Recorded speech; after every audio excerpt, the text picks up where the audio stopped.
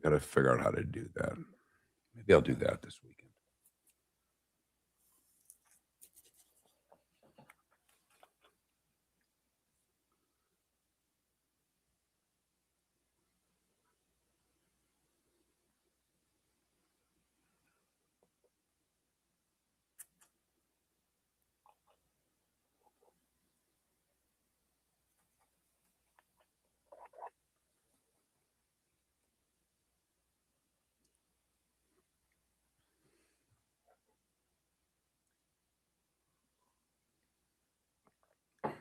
Javier, good morning. How are you? Daughter wants to make fettuccine bolognese for dinner Sunday. So that's the from scratch meal. Great question, NY Jets. It's a great question. I don't think it's happening, but I think it's a great question. Well, this is the toughest one in group, right, Shimko? I mean, this is Paraguay's the best team in our group, if I've got this right.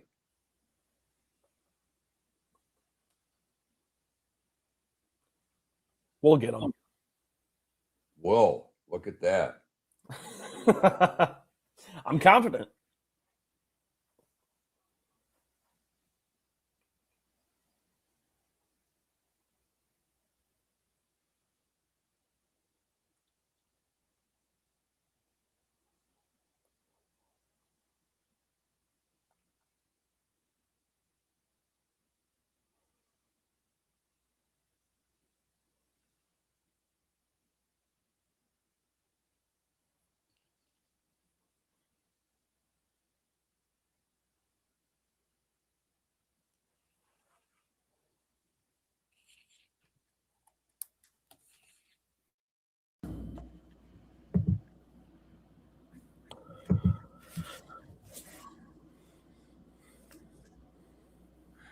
They should never go together, Shimko. I'm only rooting for the U.S. because the game's on a Friday, and it doesn't help my show out if they lose tonight. It'll be dead by Monday. There'll be enough other things. So I will actually want the U.S. to win tonight. If it were played last night, I'm not sure. There we go.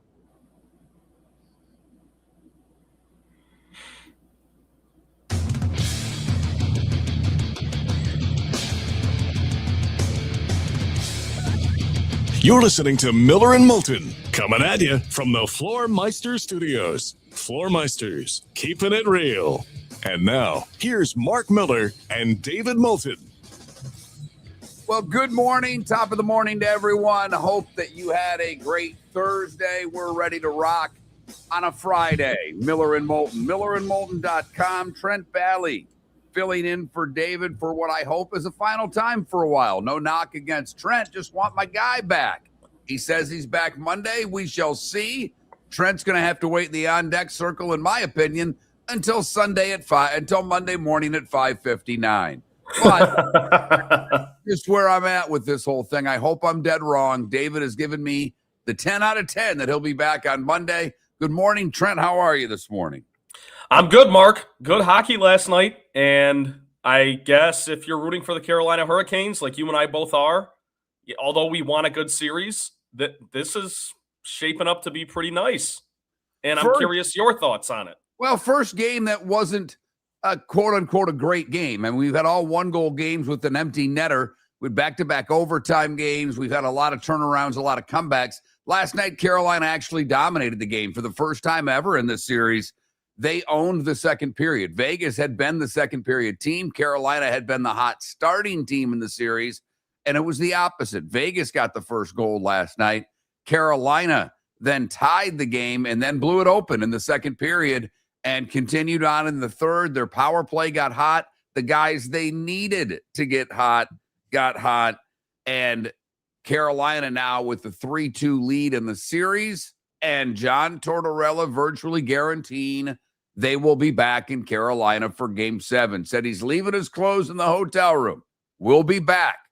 A virtual guarantee that they will win Game 6. Carolina looked terrific last night. That was far and away their best game. I had been worried about Bussy, the goaltender. I thought in Game 5 they won not necessarily despite him, but I didn't think he was anything more than average. I thought he flopped around. I thought at times he looked out of sorts, but he got the job done. Last night, he was really good. Last night, he made some big saves, and he was able to help them on a couple of, really good Vegas chances to keep the puck out of the net after allowing the first goal. And I thought Carter Hart, the second goal to me, that's one you got to get if you're the Vegas goaltender. But again, you get Aho scoring, you get Svechnikov scoring, and they've not been scoring in this series. So that was big for Carolina. And Jack Eichel, we had two people on. We had John Forslund on yesterday, who does play-by-play for the Sports USA Hockey Network, Sports USA Network, which covers the Stanley Cup Final. And we had Nick Kyprios on the day prior, who does sports talk in Toronto, former NHLer, won a cup with the Rangers.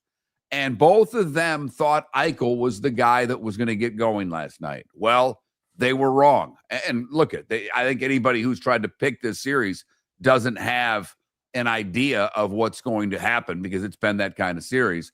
But the guys that needed to get going for Carolina, Svechnikov and Sebastian Aho, they were the ones that got it done last night. Yeah, it's been a good series. It's shaped up to be a good series, and one that we didn't really see coming, if you know what I mean, Mark, which we expected a defensive series. We expected these teams to be a bit more tight on defense, which I guess we kind of saw in Game 5, but ultimately still, Mark, 6 total goals in the game. And that, to me, everywhere I look, I'm not a huge hockey guy, but everywhere I look, that's kind of been the consensus, that no one really saw this coming, but they're not necessarily upset with the result so far.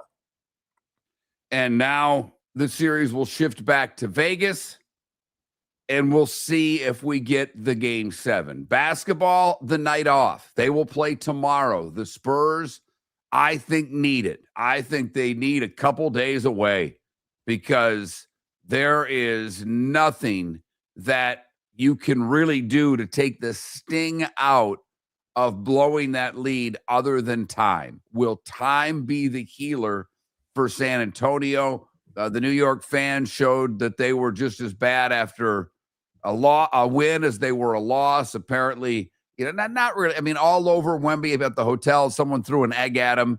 Police had to help the team in. So I wish they'd take it a little less seriously. But the World Cup got started yesterday. Mexico looked good in their performance against South Africa. 3 red cards, but Mexico a 2-0 win. And they're off and running. U.S., they play tonight. Can the U.S. team get off to a good start? And do you care? That's the question I have. I know that the sports fan in you will care if they win their group. There's not a doubt in my mind. U.S. looks good tonight. This is their toughest game in group. If they win tonight, then I think people will take an interest. If they then win 2 more as they get to the knockout round, I anticipate people will be at a fevered pitch for USA Soccer. But Friday night, 9 p.m., this is date night. This is going out night. This is a long week of work night. Maybe it's go to bed early because there's no hockey and no basketball on. I am just curious as to the excitement level of the sports fan, because I know that you're not soccer fans first. The vast majority of you are not soccer fans first, but we are sports fans. And we love as sports fans to wrap ourselves around the flag. The hockey proved that, whether it was the 4 nations with the fight a year ago or the Olympics this year, which ended up with the gold medal. When given the opportunity, the American sports fan will wrap themselves around the flag for damn near anything. So, what's your level of excitement for U.S. Paraguay? I ran into one of the soccer dads at Costco yesterday. My daughter's at soccer camp all week. And after soccer camp, I'm in. It's soccer all the time in our house, for crying out loud, which is funny because my daughter, when asked if she would rather clean her room or watch the World Cup with her dad, she chose clean her room. My daughter despises watching sports on television. Now, I will say, if I said go to a minor league baseball game or a cleaner room, she'd pick the baseball game 100 times out of 100 every time. Go to a hockey game, football, going to the game she's in, sitting down and watching a sporting event on television, even gymnastics, which is her sport.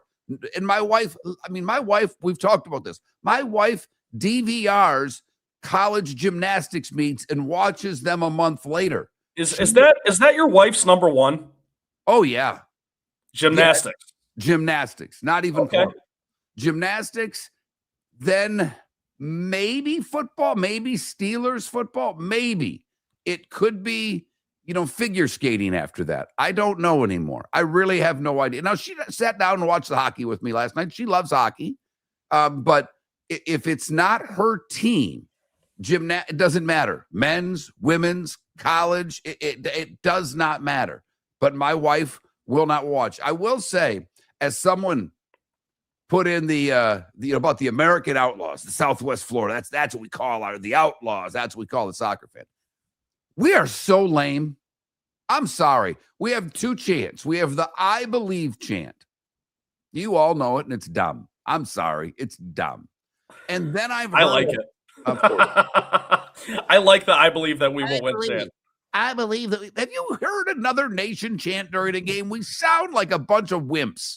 Okay, well, that's a separate argument. Have you seen what the Netherlands do, what the Dutch do in the streets with their double bus and the thing that it's amazing. There's orange smoke going everywhere. They're all drunk. The English, they're amazing. These fans, and I'm not even going to get started with what the South American fans are like. And then we've got this other new hum, chant, prayer. I don't know what the hell we're doing. But I guess I would argue that it's not. We obviously don't have the best chants, but I don't think our chants are bad. I think soccer is one of those sports where everyone pretty much has it figured out as far as how to root for the team and how to go throughout the game. Whereas, like, Mark, you'll get some really bad chants during, like, baseball games. And I just don't think that exists in soccer. Maybe that's just me. Clearly, between the two of us, it is just me. All right, I'm going to put this up as a poll question. I know that you are all red-blooded Americans. USA, I get it. In fact, I get it so much that if anybody, including Seth Everett, who hosted, said that it was he didn't like the fact that Trump went to Game 3. There were a lot of people that had that opinion, but some of you left the show. You literally wouldn't listen anymore, and we never talked about it again. It is your right. As a sports fan, as a listener, we've always said, you control this. You can always turn us off. I get, particularly where this show airs, where our main hub is, Southwest Florida. I understand how patriotic you are. I get it. Is our chant lame or is our chant great? That's the poll question. Plus, I'm going to put your level of excitement for the World Cup. We'll have two World Cup poll questions today. We've got a great show lined up for you. We are 78 days away from week 0. We are 89 days. Now we can do receivers in the NFL. We'll come up with our best 89s on the other side, but we will talk some baseball on the show today. We might even talk about, wait for it, the first place Chicago White Sox. Ryan Spaeder will join us on the show. Yeah, the Rays will come up as well, because they're a first-place team. We have 5 teams that are 500 or better in the American League. Way to go, Texas Rangers. All right. 8-footer for par. Way to go, Texas Rangers. I like it.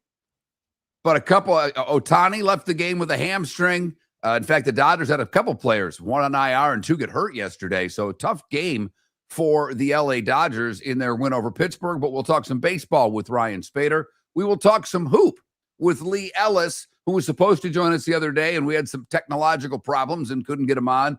And I'm bringing back an old friend, the first guy in the media that I met when I lived in Raleigh, North Carolina. He was, I believe, the Fox television anchor at that time. He's now doing Sports Night in Charlotte, doing things across the state. His name is Mike Solarte, and he is a hockey nut from Chicago originally, and he's been at every game covering the Stanley Cup final. So we will have Mike on as well to talk some pucks in the 8 o'clock hour. I'm going to get a couple of sports questions about the World Cup up for you. You can tell me how much you like the I believe chant and tell me that I'm wrong if you think so, or if you think, soccer is like our 5th, 6th, 7th most important sport, and the cheers about equal to that. Well, just quickly, I did not know the lore between you and Mike, so I'm excited to talk to him, and I might have a question or two for him about a young Mark Miller. That might be fun. Wasn't that young, but yeah, Mike and I worked together. We were in Raleigh, North Carolina together many years ago. So Mike Solarte coming on the show to talk hockey. Plus your text on the Pelican Roofing of Florida text line. 21,000 is the number. Miller is the key word. The starting 5. I'm doing it. 25 minutes away. Your roof is your home's first line of defense. At Pelican Roofing of Florida, Ronnie, John, and their team bring years of experience to protect what matters most, your family and your business. From residential repairs to large-scale commercial roofing, we deliver honest work, fair pricing, and quality you can trust. An upgrade on your roof can lower your insurance costs. Don't wait for a leak to turn into a disaster. Call the experts at Pelican Roofing today. 1-866-9-PELICAN. That's 1-866-9-PELICAN. Online at pelicanroofingcompany.com. CCC 1332512. Floor Meisters just doesn't sell Cortec and carpet. They also sell a lot of wood. And what better time than now to stop in and see the nice folks at Floor Meisters for some new hardwood for your home. With white oak wood starting at $4.99 a square foot, that makes it affordable for everyone. With 10 colors to choose from, they have a color for everyone. So stop in. 6281 Naples Boulevard, right next to Costco, or go to the web. It's floormeisters.com. Floormeisters.com. Floor Meisters, just keeping it real. American Paint Supplies is your one-stop shop for all your coating needs and has been for 30 years. American Paint Supplies is also your #1 Festool dealer in Southwest Florida. If you are a builder, cabinet maker, painter, or power tool enthusiast, Festool craftsmanship can be found at American Paint Supplies. Celebrating 30 years of service, and Festool is celebrating 100 years of excellence. Come to American Paint Supply for a perfect pairing of service and expertise on 6100 Shirley Street, Naples, off of Pine Ridge, or online at AmericanPaintSupplies.net. Cape Coral Police Department is growing, and they want you to be a part of it. They're hiring new officers. Starting pay is between $74,000 and $90,000, depending on your experience. And with a $10,000 hiring bonus, you can be making $100,000. Enjoy paid holidays, off-duty details, plenty of OT opportunities. They're also hiring dispatchers and professional staff. So go to CapeCops.com. CapeCops.com. Be brave, be best, be Cape. This is Miller and Moulton.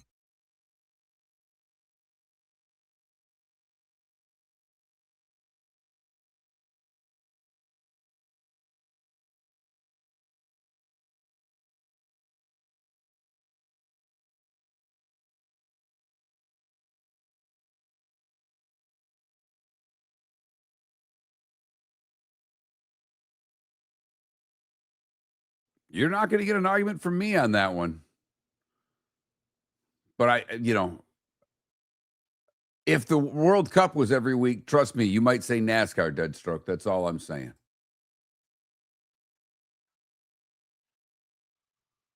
Dun, dun, dun, dun.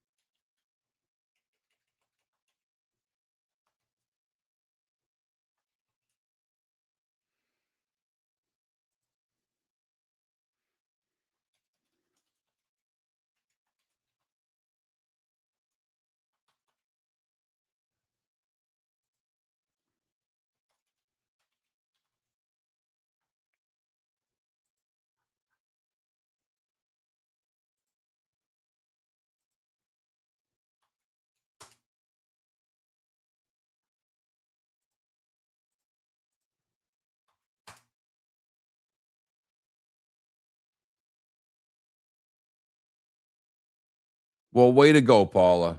Way to get the ball in the air. I'm proud of you. If the World Cup weren't every 4 years, people would not care. I'm telling you, right? You don't watch the Premier League. You don't watch MLS. Now, I do think I'm very excited for those of you that have taken in a Naples game, or if you're up in Tampa, or what are they, the Rowdies in Tampa? That's great. The people supporting their local teams. I want to go to a Naples FC game. I do. I think the atmosphere when I watched the game on TV, it was awesome when they played Orlando there. That was pretty cool.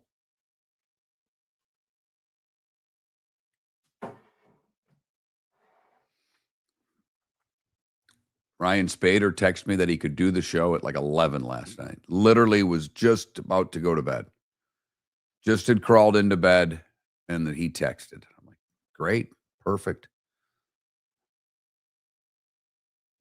I am EB. Trent's been fired from that position.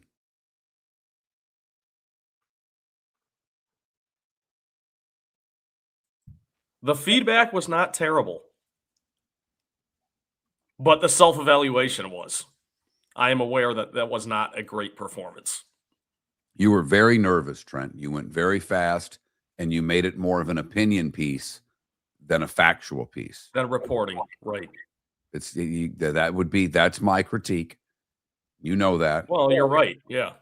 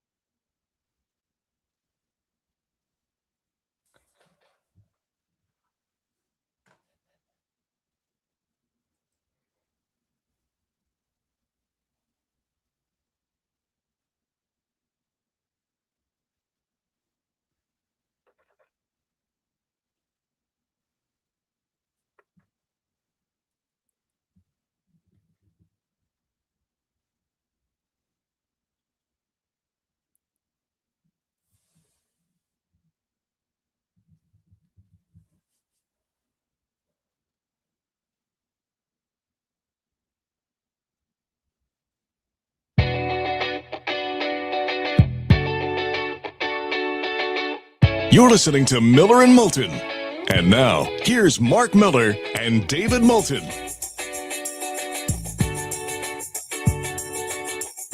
Miller and Moulton, millerandmoulton.com. Trent Valley sitting in for the final time, at least for a while. It's not that we're, kicking him out, but David expected to be back on Monday. U.S. Open week next week. We've already got Bob Herrig lined up. He's unemployed. Bob got let go by SI. I felt awful when I texted you. I'm not working for SI anymore. And I'm like, oh, crap. That's right. They fired everybody. But he's starting his own thing, so he wants to promote that. And Bob is literally one of the best golf writers in the country. And it is just depressing for a Gen Xer who literally would run to the mailbox on Thursday when I would get Sports Illustrated. And I get that we don't read magazines anymore, but we do go online. We do find things. And the fact that Sports Illustrated has completely gone bye-bye, and it's just a joke journalistically now, it's just depressing. Like so many things aren't what they were, and I get that. But it kind of breaks your heart a little bit that some of the things that as sports fans were so important to us at one time not only are not important, but have become a joke. And that's too bad. Well, the biggest critique yesterday with the starting five was that I didn't read enough stories. And that is the truth. I mean, you have to read stories. There still is a place for journalism in sports. And for whatever reason, Mark, journalism in sports is the one area that is kind of keeping the newspapers and magazines alive, even though they're drastically less popular than they used to be. Like that's the one area that is surviving and thriving somehow. And for Bob to get let go from SI, they lost a good one. So we are 89 days away from the NFL kickoff. We are 78 days away from the week 0 in college football. And I'm wondering, who your best 89s are out there. And Trent will lead us off with the Detroit Lion. That's not the best 89. It won't make anybody's top 10 list, but I will bet $1 to a dime that Trent's going to lead us off with his favorite 89 in Lions history. I could lead us off with 89 in the Detroit Lions lore, but I won't. I'm going to go Steve Smith. All right. Wide receiver, Carolina Panthers, 89. Yes, I'm aware who Steve Smith is. Thank you. That's my final answer. I could go Brock Wright if you want, but I won't. So, by the way, he tops my list of 89s. Some other ones that I didn't remember wore that ever a little before my time. That was Ditka's number when he played tight end with the Bears. Mark Bavaro won 2 Super Bowls with the Giants. Irving Fryer, a 5-time Pro Bowler, and Mark Andrews, maybe the best 89 currently playing right now. So there's some 89s for you. I would definitely say Mark Andrews is the best 89 right now. I feel like one would come to mind if there was somebody better than the tight end for the Ravens. But 89 is kind of an odd number, Mark. I mean, it factually is an odd number, but it's a strange number. It's not the most popular, if you know what I mean. In hockey, Tampa Bay Lightning fans are going, what about Andre Vasilevsky? Couple of cups, won the Vezina this year.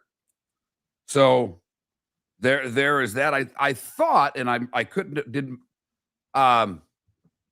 thought maybe, what did McGillney wear? I got to look that up. I don't know if he was in the 90s or if he was in 89, but there are some 89s for you as we count them down until the beginning of the NFL and college football season.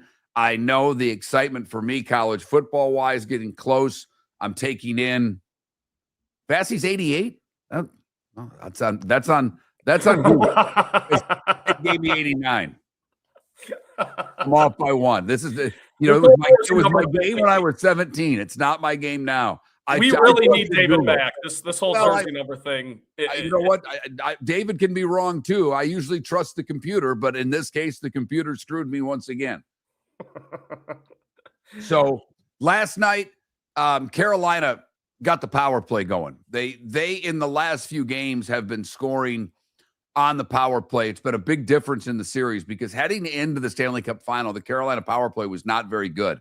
And now they have been lighting it up with the man advantage. They had 2 last night. That is just monstrous for Carolina that they're able to get the special teams going because Vegas started the second period on a power play and they scored a goal on their first power play. It was ironic that McDonough says Vegas has struggled on the power play and literally scored 5 seconds later. But they had a clean sheet of ice to start the second in a 1-1 game. I thought it was a key point of the game for Carolina and for Vegas. And the fact that Carolina was able to kill off that power play early, and then Vegas got a little undisciplined. They took some bad penalties, including a 4-minute minor in the third for a high-sticking double minor. That's what led to the big goal that made it 4-1 because you had a feeling Vegas would score again. They did late to make it 4-2, but that was your final. If John Tortorella is correct, Mark, and they are coming back for a Game 7 and he can find his clothes in the hotel room again in a few days, what's going to be the key? That's what I want to ask you. Like, are you confident that Vegas can force a Game 7? No, not at all. I don't think Carolina's completely taken it over. Carolina had their most complete game last night. That was the way that Carolina plays when they're on their game. They limited the chances of Vegas. Vegas has done a great job of getting a guy behind the defense and getting some grade A scoring chances. They had those last night. They had 2. Bussy stopped both of them. But Vegas, Eichel was non-existent last night. He had one. They had the goal they scored. He had a really nice pass on it. He and Marner were on the ice for that goal to give Vegas the 1-0 lead. But Carolina did a really nice job of taking Stone, of taking Eichel, of taking Marner out of that game. Their power play did not look good last night when it has looked good, even though they haven't scored throughout the series. Carolina, if the fact is, that you had to get one of the two players, Eichel or Aho, had to get going. And Eichel did not, and Aho had a fantastic goal. I still think he's a touch soft with the way he plays for the postseason, but Svechnikov's 2 goals last night, monstrous.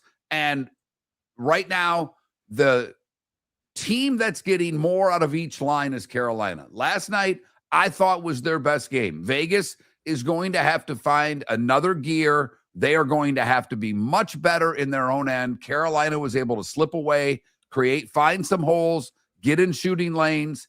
And I'm not sure, because the systems are the systems in hockey. This isn't like you can change who you are and what you do. Hockey's more of a game of will and determination than anything else. And right now, the better skating team is Carolina. Now, from Vegas' standpoint, defensively, they've got to be better in their own zone. And really and truly, to me, Carter Hart gives up a soft one a game. And he gave up a soft one last night that made it 3-1. There are stops that he's got to make. And, when now we're dealing with a backup goaltender in Carolina, I mean, Freddie Anderson's, he's done. They brought in their goaltender from Chicago, their American Hockey League team last night, to be the 3rd goalie. So Freddie Anderson was literally the 4th goaltender last night. And the fact that Bussy, this 28-year-old basic rookie, they don't call him a rookie because you can't be considered a rookie in the NHL if you're over the age of 26. But this is wild that we're seeing a backup goaltender thrust into this. And he performed well last night. And Jordan Staal, there are 2 players. Spaeder, the defenseman, who's I think's been great for Carolina. But Jordan Stahl's going to win the Conn Smythe if they win this thing. He's scored now in the first 5 games of the series. The last time that this was done, and I've got it in the starting 5, but I'm going to share it again. The last time a player scored in 5 straight games to start a Stanley Cup was Jean Beliveau in 1956. I mean, it's been 70 years since this has happened. Yeah. And for a sport like hockey, for something like that to happen, too, after so many years, I mean, it's unprecedented. It's not technically the right word because it has been done before, but I saw that same thing the other night, Mark, and I was impressed. And Jordan Staal now has had 2 5-game goal-scoring streaks. One was when he was 18 as a rookie. The other one's in the Stanley Cup final.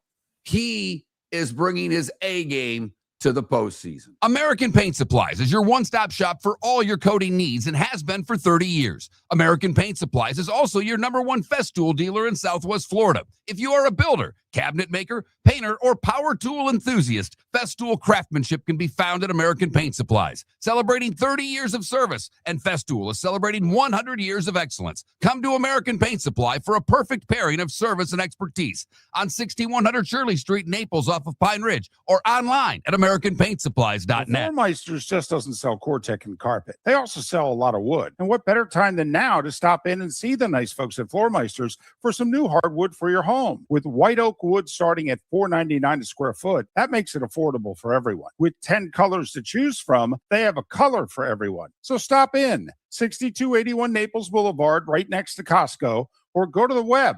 It's floormeisters.com. Floormeisters.com. Floormeisters, just keeping it real. Mark Miller for Sleep Treatment Direct. They are helping me with sleep apnea. And by helping me, I mean curing me. No more CPAP machine. No more snoring. No more tossing. No more waking up exhausted. Their expert team got me the right treatment, fast and hassle-free. If you want to feel energized and get rid of your snoring, call Sleep Treatment Direct today. 444-1741. That's 239-444-1741. Sleep Treatment Direct. Sleep safe and sound. Your roof is your home's first line of defense. At Pelican Roofing of Florida, Ronnie John and their team bring years of experience to protect what matters most, your family and your business. From residential repairs to large-scale commercial roofing, we deliver honest work, fair pricing, and quality you can trust. An upgrade on your roof can lower your insurance costs. Don't wait for a leak to turn into a disaster. Call the experts at Pelican Roofing today. 1-866-9-PELICAN. That's 1-866-9-PELICAN. Online at PelicanRoofingCompany.com. CCC 13325. This is Miller and Moulton.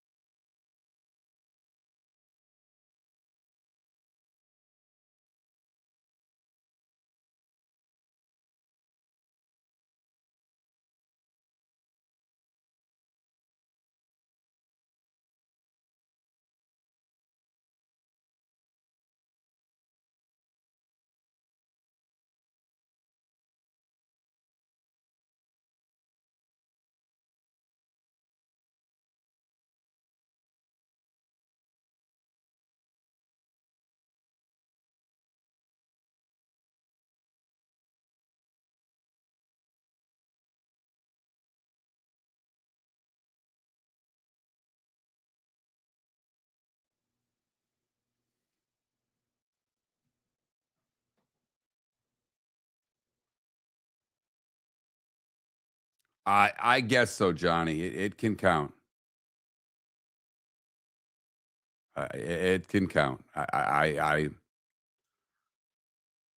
believe it can count. I believe that we will get knocked out in the second round of the group.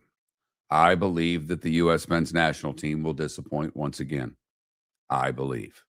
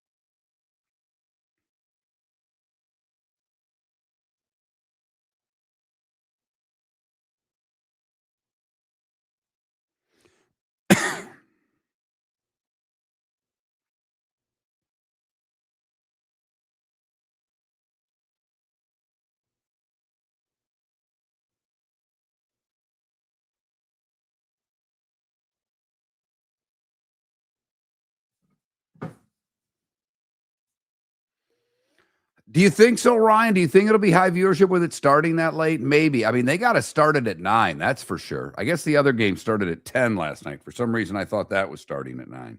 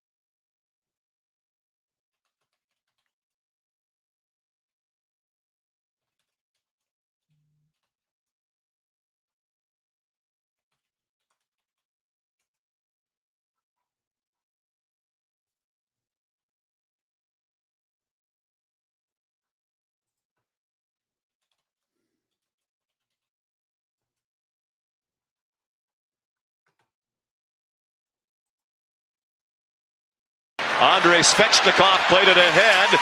Race for the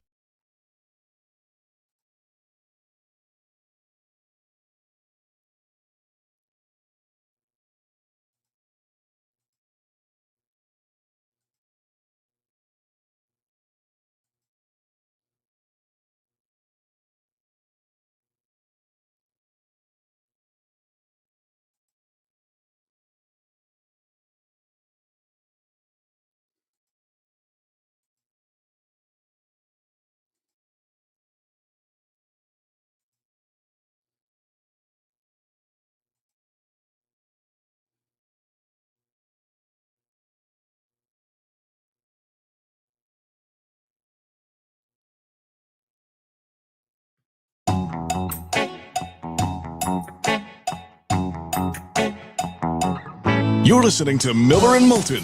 And now, here's Mark Miller and David Moulton. Miller and Moulton, millerandmoulton.com. Couple of poll questions today. They're World Cup related. Only one up on the Twitch and YouTube page because I only could put one up at a time. But I've got 2 up on our X page, and I've reposted them. What's your level of excitement for the World Cup? Love it, like it, whatever. And how hyped do you get about the I believe chant for USA soccer? I say it's lame. I've always thought that. And anybody who's listened to this show knows that I've not deviated from that one iota in 15 years.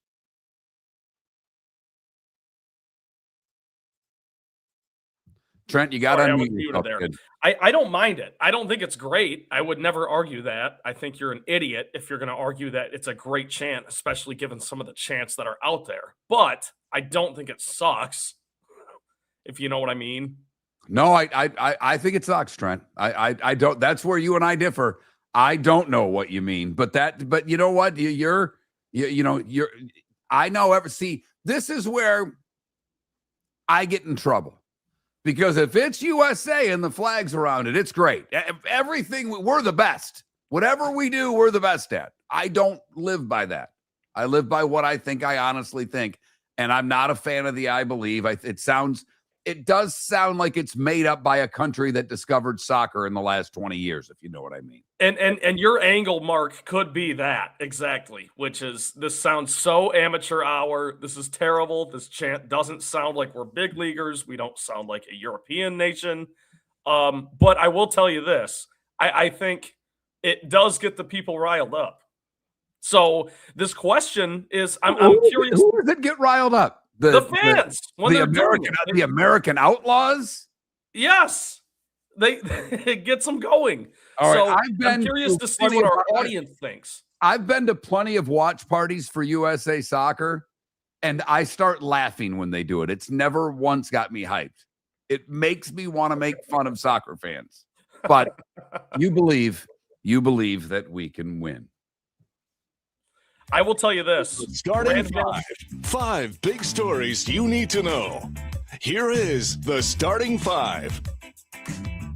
I was just going to quickly say that Granville football in my hometown, we would do that before every game. Well, so maybe that's why it has a sweet spot in my heart. If high school football does it in Granville, Michigan, well, then I apologize. Andrei Svechnikov and Sebastian Aho needed to have a big game in the Stanley Cup final. Game 5 was that game. Svechnikov had a pair of power play goals. Aho scored as well. And Carolina is one game away from their second Stanley Cup. Svechnikov, second of the night, with Mark Stone serving a double minor penalty, gave the Hurricanes a 4-1 lead and led to a 4-2 victory and a 3-2 lead in the best-of-7 series. Brandon Bussey made 20 saves after being thrust into the series in the third period of Game 3. He's now won back-to-back games for Carolina. Vegas opened the scoring with a power play goal from Pavel Dorvaev. Carolina tied it. Jordan Stahl's 8th of the playoffs. He scored in 5 consecutive games. That's tying the longest streak of his career from February of 2007. He was 18. It's the first 5-game goal-scoring streak in the Stanley Cup final since 73. It's the first player to score 5 straight to start a Stanley Cup final since Jean Beliveau in 1956. Only 3 other players have done that. Beliveau, Maurice Richard, and Cyclone Taylor did it in 1918. Love that I got to go Cyclone Taylor. Carolina scored on the power play again with Svechnikov having his 5th of the postseason. Aho gave Carolina a 3-1 lead. It was his second goal in the last 14 for Carolina, 5th of the playoffs. Other hockey news yesterday, the Hart Trophy, the league's MVP, was given out, and Nikita Kucherov from Tampa Bay won his second Hart Trophy in one of the closest votes ever, beating Connor McDavid by just 10 total points. Kucherov was on the top 5 of 196 of 198 ballots and received 72 first-place votes. That's 10 more than McDavid. McKinnon was 3rd on the list. It's the first time since the 76-77 season that members of the same organization captured 3 awards. That year, Guy Lafleur won the Hart Trophy. Ken Dryden won the Vezina. Scotty Bowman, their coach, won the Jack Adams. Actually, Larry Robinson won the Norris as best defenseman. As you know, John Cooper won the Jack Adams this year, and Vasilevsky won his second Vezina Trophy. The Colorado Avalanche said that Jared Bednar and his staff will return for next season. GM Joe Sakic said no plans to make any moves. We feel he's the best coach for our team. Tomorrow night, Game 5 in the NBA. The Spurs listed as a 5.5-point favorite. After a brutal night for Victor Wembanyama, it continued when he went to his hotel Wednesday night. He was pelted with boos from Knicks fans and nearly struck by an egg. An online video show an egg tossed in the direction of the Spurs star as he entered the hotel, flanked by security. There were 56 people in all taken into custody on charges that range from assault to disorderly conduct after the win according to the New York Police Department. Can Knicks fans just be better, please? All fans, but Knicks fans are getting it because they're winning. I get it. They're winning for the first time since 1973. Okay. That doesn't give you an excuse to throw eggs at somebody. What is wrong with you? I've thrown an egg before. Not at anybody. Just at a house. Eggs were so cheap, we used to egg cars and houses back in the day, Trent. They were tough to get off. If it got hot, that was bad, but we usually did it in the cooler weather. The Texas Attorney General warned the Big 12 on Thursday of potential legal action from Texas Tech as the conference considers what to do after Brandon Sorsby won a court order restoring his eligibility and setting aside his ban by the NCAA for gambling on pro and college sports. Big 12 Commissioner Brett Yormark said the notice came shortly before the start of the league's executive board meeting to discuss its options in the Sorsby situation. The Gators have put a price tag on what is going to be the most expensive stadium project in college football history. $1.45 billion to renovate the Swamp. It will not touch the capacity. It will not alter the lower bowl and the winged walls. Instead, it will modernize a stadium that opened in 1930 by adding premium seating, expanding the concourses and bathrooms, and enhancing the entry points and concession areas. For $1.45 billion? Holy Toledo. By the way, that's 3 times as much as what South Florida is spending to build their new building. For point of reference, the Mercedes-Benz Dome in Atlanta cost $1.6 billion in 2017, $1.45 for a redo. Baseball last night, and yesterday, I should say, the Miami Marlins shut out Arizona as Tyler Phillips pitched 5 scoreless innings. The Marlins won their 5th straight. It was his first win of the season for Phillips. Pete Fairbanks had his 8th save of the season. Marlins shortstop Otto Lopez, he leads the majors with a .344 batting average, went 2 for 4, and he leads the league with 29 multi-hit games. He had 2 steals as well. The Marlins have won 8 of their last 9. It was their 4th sweep of the season and their 23rd home win. That's the most in the National League. The Mets, a 5-4 victory over St. Louis. Juan Soto, 2 for 4, including the go-ahead home run in the 7th inning. The Mets avoided the sweep by beating the Cardinals. Tigers all over the Twinkies. 11 spit. Torkelson hit one of Detroit's 6 home runs. Colt Keith, his first of the season. Gleyber Torres, Riley Green, Zach McKinstry, and Winsell Perez all went deep for the Tigers. Keter Montero was the winner. He is 3-4 on the season. The Tigers 7-2 in their last 9. The Twins 4-11 in their last 15. The Tigers hope this little run will help, but what will help more is Tariq Skubal. He returns to the mound on Saturday against Cleveland. Texas, a 4-2 victory over Kansas City. Corey Seager homered to help the Rangers get their win over Kansas City. Long rain delay in the game. Ezekiel Duran was 2 for 4 with 2 runs scored. Brandon Nimmo, 2 for 4 with an RBI for the Rangers, who won the rubber match of the series. And 3 of their last 4, they're back to 500 for the first time since May 1st. Jack Caglione was 2 for 4 with a run scored for the Royals. Chicago, the Cubs beat up on Colorado 9-3. Suzuki, a grand slam home run. Alex Bregman and Carson Kelly also went deep for the Cubs to win the series. The Cubs had a rally stopped in the 6th. Manager Craig Counsell was ejected after arguing a double play grounder that should have been ruled a foul ball. Baltimore, 7-5 over Seattle. Adley Rutschman drove in 3 as the Orioles split the 4-game series with Seattle. Colton Cowser homered. Rutschman, playing in his first game in the series since missing some games with a hamstring, had 2 run-producing hits for the O's, who won 2 in a row following a 4-game skid. Seattle now just 1 game ahead of Texas in the AL West. The Dodgers 8-6 over Pittsburgh, but Shohei Ohtani, who hit his 13th home run of the season, left the game in the 7th due to knee inflammation. He reached base in every plate appearance last night. Starter Justin Roblinski left the game in the 5th inning, also with a hamstring. And before the game, the Dodgers placed catcher Will Smith on the 10-day IL. The White Sox and Bravos were postponed. The makeup date for that one is on August the 20th. Soccer yesterday, the World Cup began. Mexico in a game that was featured 3 red cards, 2 for South Africa and 1 for Mexico. But Mexico scored in the 9th minute, again in the 67th minute, and they would win 2-0. The other game, Korea beat Czechia 2-1. Today, Canada gets started. They're minus 125 against Bosnia-Herzegovina. USA minus 105 against Paraguay, a 9 p.m. start. The Bucks were penalized in OTA practice for being too physical. They had to forfeit a practice this week, according to Todd Bowles.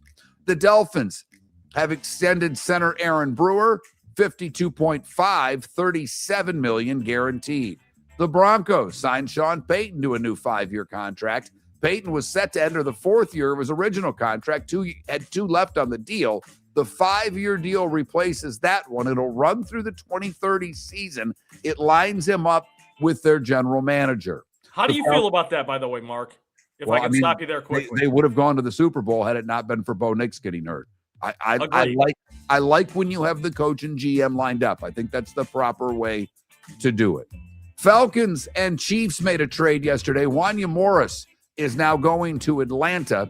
Atlanta will get a 7th-round pick for the Chiefs. They sent a 6th-rounder back to Kansas City.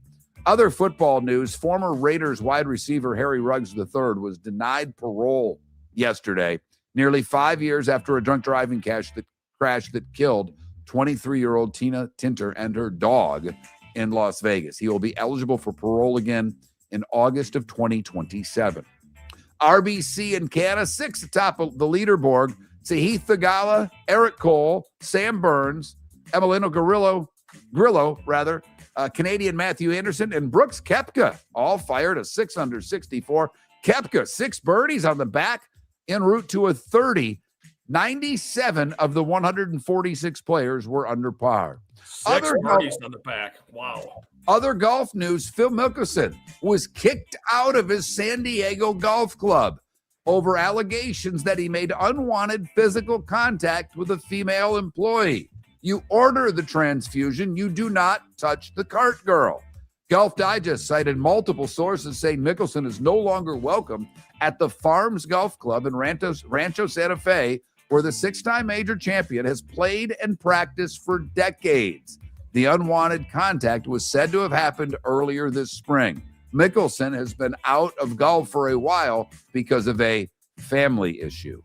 And finally, Serena Williams' much-hyped comeback to professional tennis only lasted 1 match. Her doubles partner was forced to withdraw on Thursday because of a knee injury that she sustained in her singles match. And that, at 7 minutes before the hour, is the starting 5. 5 big stories you needed to know here on Miller and Moulton. I've got to tell you, I think the audience just breathed a sigh of relief because Mark Miller did the starting 5, and it basically took us up until the break. That's how it's done. You were done at about 7 minutes before the break. Yes, I was. And I had to say so because I followed David's formula of and at 7 minutes before the hour, except David never says that because he goes until at least 3 minutes before the hour. So this Mickelson story apparently happened a while ago. There was a guy on Twitter that, he retweeted it or he reposted what he had said a few weeks ago that this was going on. It took a while for the golf world to catch up, but this actually happened a while ago, and the club's board of directors let it out after that. Miller and Moulton. The Cape Coral Police Department is growing, and they want you to be a part of it. They're hiring new officers. Starting pay is between $74,000 and $90,000, depending on your experience. And with a $10,000 hiring bonus, you could be making $100,000. Enjoy paid holidays, off-duty details, plenty of OT opportunities. They're also hiring dispatchers and professional staff. So go to CapeCops.com. CapeCops.com. Be brave, be best. Be Cape. Your roof is your home's first line of defense. At Pelican Roofing of Florida, Ronnie, John, and their team bring years of experience to protect what matters most, your family and your business. From residential repairs to large-scale commercial roofing, we deliver honest work, fair pricing, and quality you can trust. An upgrade on your roof can lower your insurance costs. Don't wait for a leak to turn into a disaster. Call the experts at Pelican Roofing today. 1-866-9-PELICAN. That's 1-866-9-PELICAN. Online at PelicanRoofingCompany.com. CCC 1332512. Floor Meisters just doesn't sell Cortec and carpet. They also sell a lot of wood. And what better time than now to stop in and see the nice folks at Floor Meisters for some new hardwood for your home. With white oak wood starting at $4.99 a square foot, that makes it affordable for everyone. With 10 colors to choose from, they have a color for everyone. So stop in. 6281 Naples Boulevard, right next to Costco, or go to the web. It's floormeisters.com. Floormeisters.com. Floor Meisters, just keeping it real. American Paint Supplies, celebrating 30 years in Naples, is proud to be the exclusive Farrow and Ball dealer in Southwest Florida. The best thing to come from the UK since the Beatles, Farrow and Ball has the colors and paints at American Paint Supplies. See why all the designers and painters choose Farrow and Ball. For 30 years, American Paint Supplies provides the perfect pairing of service and expertise on 6100 Shirley Street in Naples off of Pine Ridge, or online at AmericanPaintSupplies.net. American Paint Supplies is your one-stop shop for all your coating needs. Mark Miller for Sleep Treatment Direct. They are helping me with sleep apnea. And by helping me, I mean curing me. No more CPAP machine. No more snoring. No more tossing. No more waking up exhausted. Their expert team got me the right treatment, fast and hassle-free. If you want to feel energized and get rid of your snoring, call Sleep Treatment Direct today. 444-1741. That's 239-444-1741. Sleep Treatment Direct. Sleep safe and sound. No! This summer, there's only one place to experience the roar of the World Cup at the British Open Pub in Bonita Springs, your World Cup headquarters, where the team is bringing every match live, full sound on every TV across the patio, with daily food and drink specials from the opening match on June 11th through the final on July 19th. Catch the electric atmosphere for every England and USA match and all the matches in between at the British Open Pub, Bonita Springs, at the shops of Pelican Landing, where the World Cup comes alive. This is Miller and Moulton.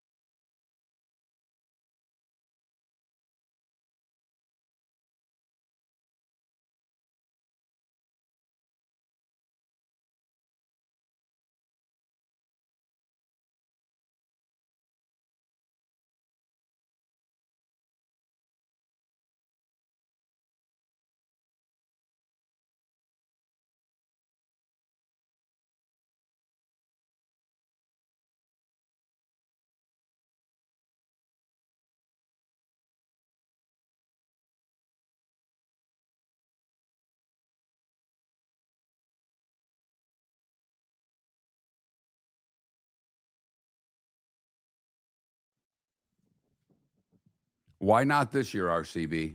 Actually, you could argue that this was the year he should have won it. With the way that that team was banged up, the way they started, he led that team through as much this year as any other year. This is a regular season award. He should have won it this year.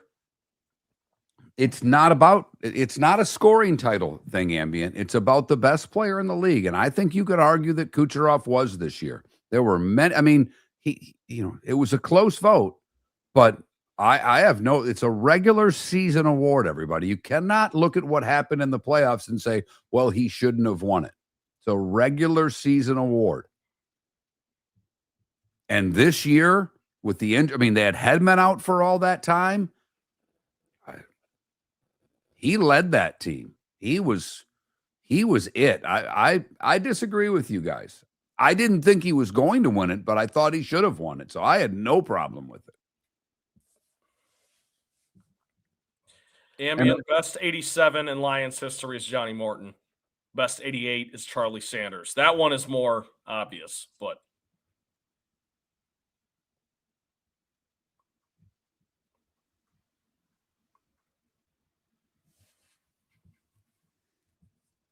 and Ambient, Celebrini, no. Celebrini's really good. He may end up winning this award a few times. This year, he wasn't one of the top 3 players. I would have McKinnon. No, EB. Sure.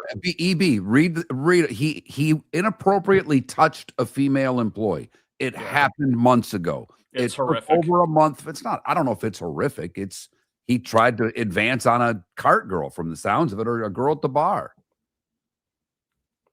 He's won It 2 sounds RCP. horrific.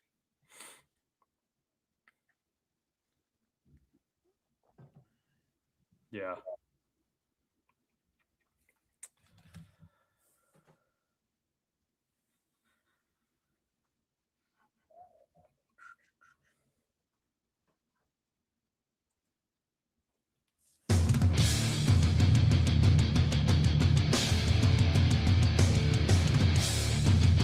You're listening to Miller and Moulton, coming at you from the Floor Meister Studios. Floor Meisters, keeping it real. And now, here's Mark Miller and David Moulton. Miller and Moulton, millerandmoulton.com. Pelican Roofing of Text line is open, where I'm getting heckled by one listener who thinks I should have let Trent do the starting 5 again. Oh, that would be horrific. Let's not go there. I will just say there are certain times, and very rarely do I say this, but the last time I checked, it's my name on the show. So when I don't think something's up to par, I'm going to make sure that I make the 8-footer. That's all. It's as simple as that. Trent and I talked about it. Trent and I talked about it during the show yesterday during the breaks. Yeah, you're not wrong at all in that regard. It was my first crack at it. I wanted to take a crack at it, and it was fly out the center. And let me ask you this, Trent, because you even said to me in a text, and I hate bringing this up, but you said you felt a little off yesterday. Do you think that you may have felt a little off because of how the starting 5 went? Did that throw you for at least the next hour of the show? Yes, because it's so early in the show, it kind of sets the tone, if you know what I mean. And I think that, yeah, I don't know. Something was off yesterday. And I'm glad that I'm feeling better today. I feel like we're already off to a better start. But this is what you do in the radio business, Mark. You got to talk for 4 hours, and you just go. So we're going right now.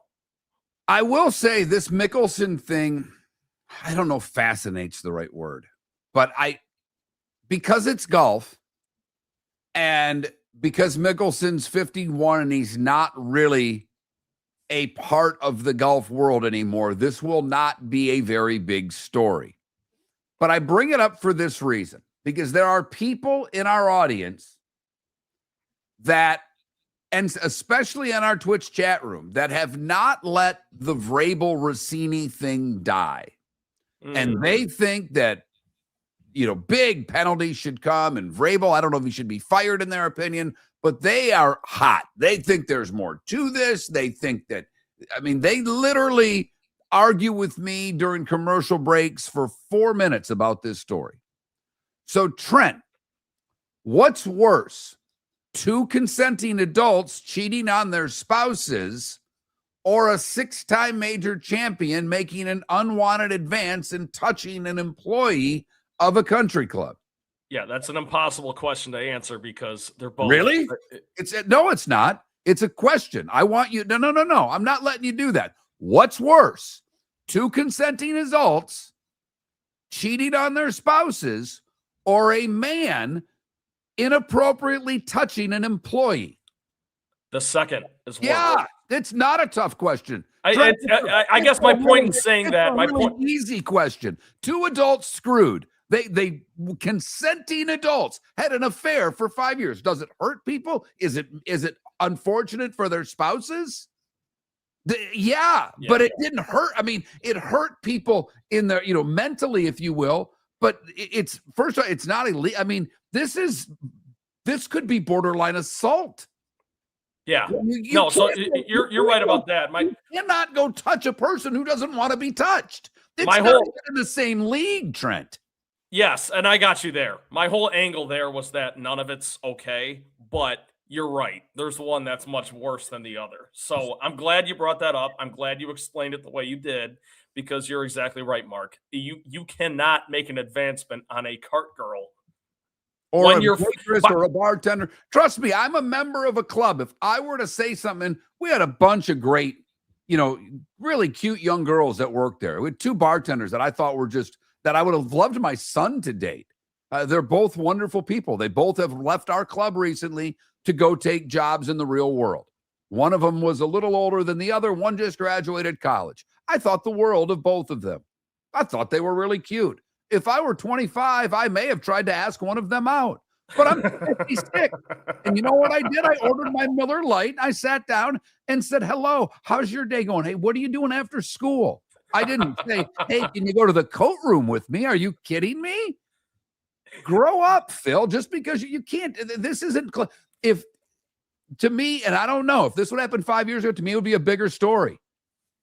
Well, in this day and age, Mark, it's one of those things where I saw it on Twitter and I was like, is this fake? I got to do a deep dive on this to figure out what the details are, if this actually did happen. And it did in fact happen. And some of the reporting on it is very discouraging, because Phil Mickelson is somebody who, I've grown up, I wouldn't go as far to say idolizing, but somebody who is one of the best golfers of my lifetime. And this is really tough to find out that, behind closed doors, he's that kind of person. Well, there's a lot of things about Phil that are behind closed doors. Phil and Sorsby bet about the same amount of times over the years. So, and I like Phil. I like Phil the golfer. I loved the way that Phil handled the media. I had no problem with Phil and Liv. But these two things to me aren't even in the same category. Yeah, it sucks for Diana Rossini's children. I'm not too worried about Vrabel's kids because they're adults. And having been a kid who went through this, whatever, they'll get through it. They'll be fine. Well, and let me be clear, Mark, I totally agree with you that one is worse than the other. I just was basically comparing it. None of it's okay. None of it should be okay. None of it should be accepted. The heat that Rossini and Vrabel got, I don't even think was enough, quite honestly. And why? The way that Trent, let me ask you a question. You think Diana Rossini and Mike Vrabel are the only people that are cheating on their spouses as far as NFL coaches go? No, I just think it got brushed over because he's the head coach of the Patriots. And I think Bob Kraft probably helped him out. Yeah. Brushed over? It was a story for 2-3 weeks. It was. However, Rossini is taking the brunt of it. She lost her job. Nothing's happened to him. What should happen to him? What? Get fined? I don't know. Fined for what for? For cheating. I mean, come on. I think you're dead wrong. So I'm going to keep pressing you, Trent. It's a fair question, Mark. I guess my point. Fined by whom? The NFL? The New England Patriots? Yes, the Catholic Church? I don't know. Who's Patriots? Oh, come on.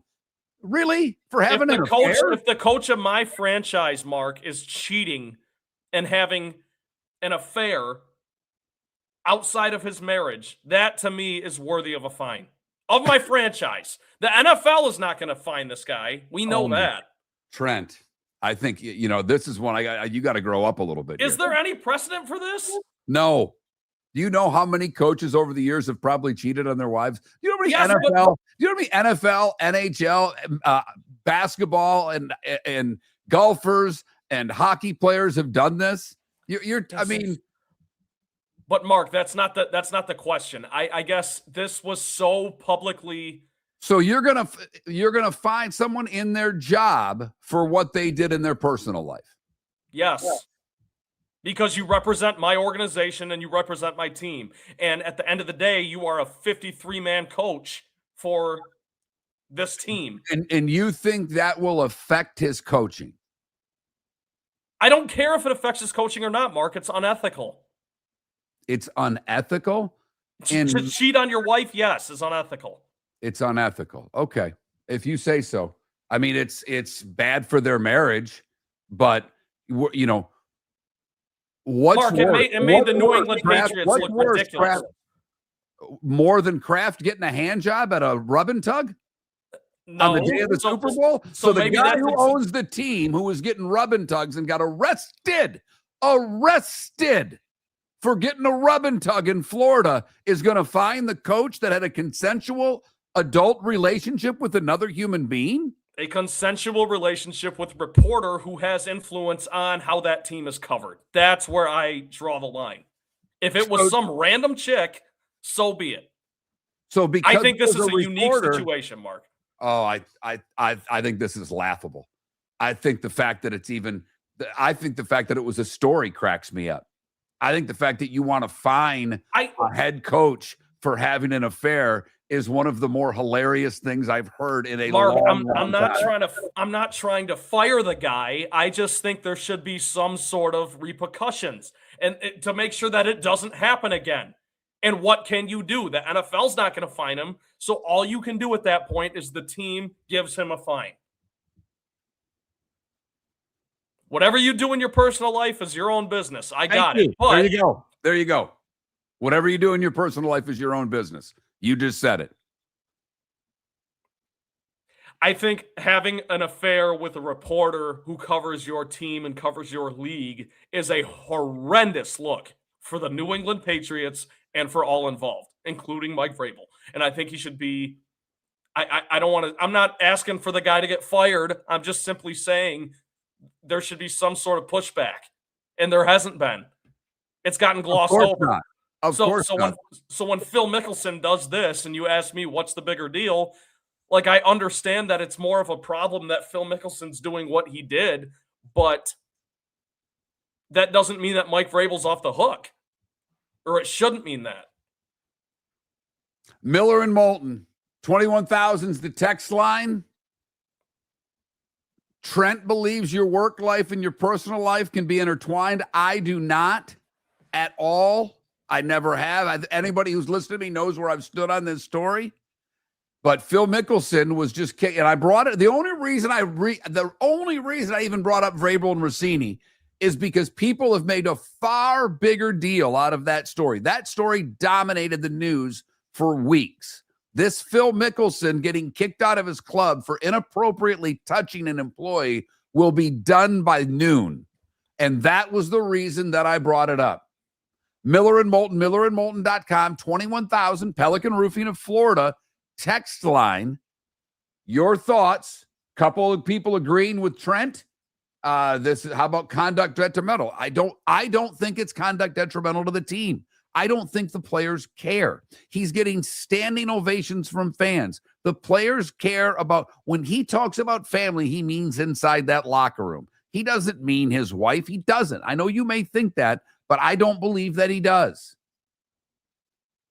So we got a couple of texters who say that Trent's right. I've got someone saying this is a childish take by Trent.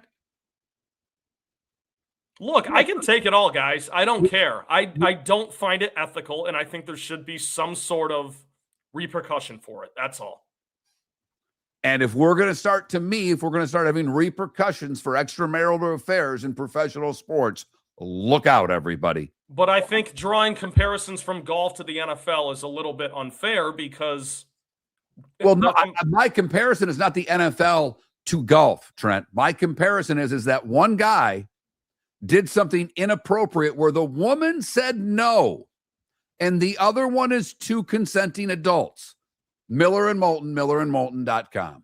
The Cape Coral Police Department is growing and they want you to be a part of it. They're hiring new officers. Starting pay is between $74,000 and $90,000 depending on your experience. And with a $10,000 hiring bonus, you can be making $100,000. Enjoy paid holidays, off-duty details, plenty of OT opportunities.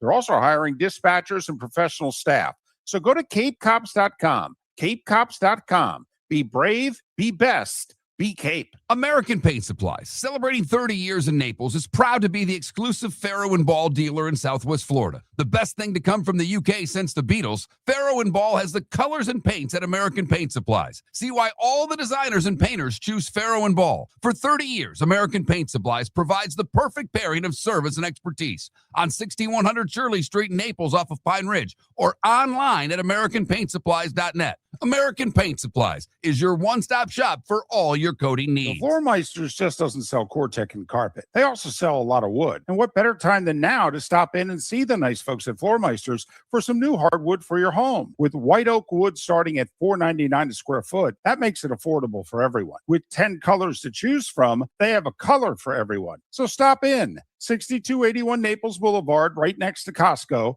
or go to the web. It's floormeisters.com. Floormeisters.com. Floormeisters, just keeping it real. Your roof is your home's first line of defense. At Pelican Roofing of Florida, Ronnie, John, and their team bring years of experience to protect what matters most, your family and your business. From residential repairs to large-scale commercial roofing, we deliver honest work, fair pricing, and quality you can trust. An upgrade on your roof can lower your insurance costs. Don't wait for a leak to turn into a disaster. Call the experts at Pelican Roofing today. 1-866-9-PELICAN. That's 1-866-9-PELICAN. Online at PelicanRoofingCompany.com. CCC 1332512. This is Miller and Moulton.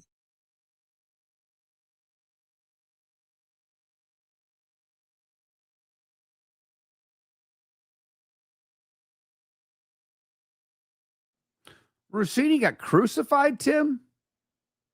She got fired. She got crucified by her bosses.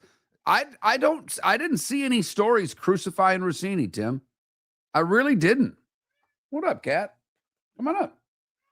Okay, Mouthy. I'll pick you up. I know you're going to leave. Pick you up. Say hi to everybody. That's the cat. That's now the cat's gone. I did not see a story in which Rossini was crucified, Tim. I saw stories that said there are plenty of others that are doing the same thing. Rossini got crucified for lying. She lied through her teeth and still hasn't come clean.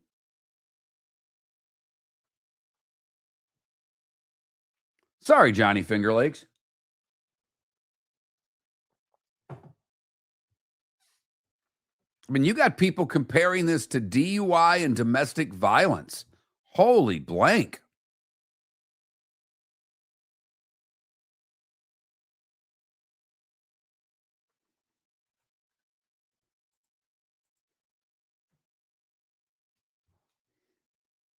Doesn't say we don't know who it was, Puck. We have no idea. The club has kept her name out of this on purpose. The digging I did is that it was a cart girl, but I don't know for sure because I can't believe the person who's putting the stuff out. But this person's had the information for a while.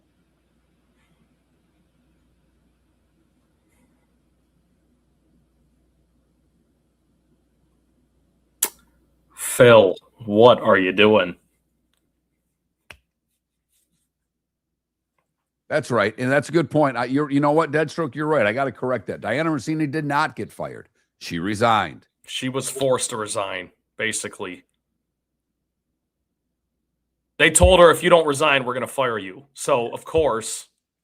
I have to be honest. If I worked for a company and they told me that, I'd say fire me then because you got to pay me. Okay. I'm sorry. I'm just super passionate about this situation. I apologize for coming off the way I did, but. I want your passion. I don't agree with it at all. I think you're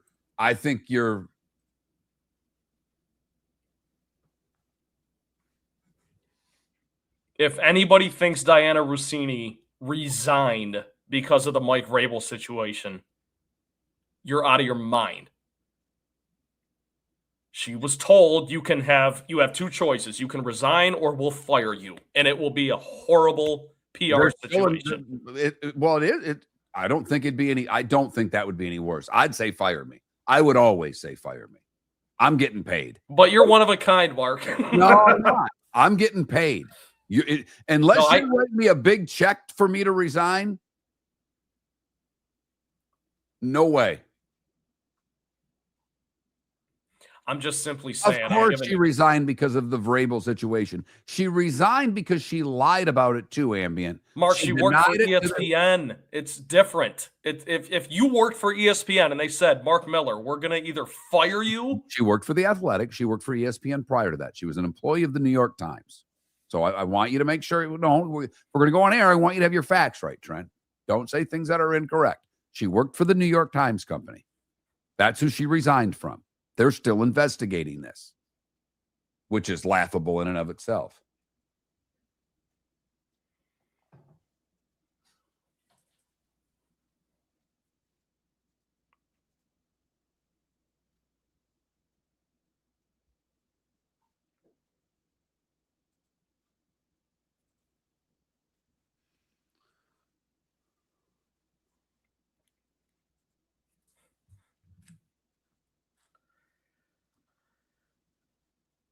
Touching an employee of the club, Enzo. Inappropriately touching an employee of the golf course that he worked at or that he played at. They kicked him out of the club. He is accused of inappropriately touching an employee.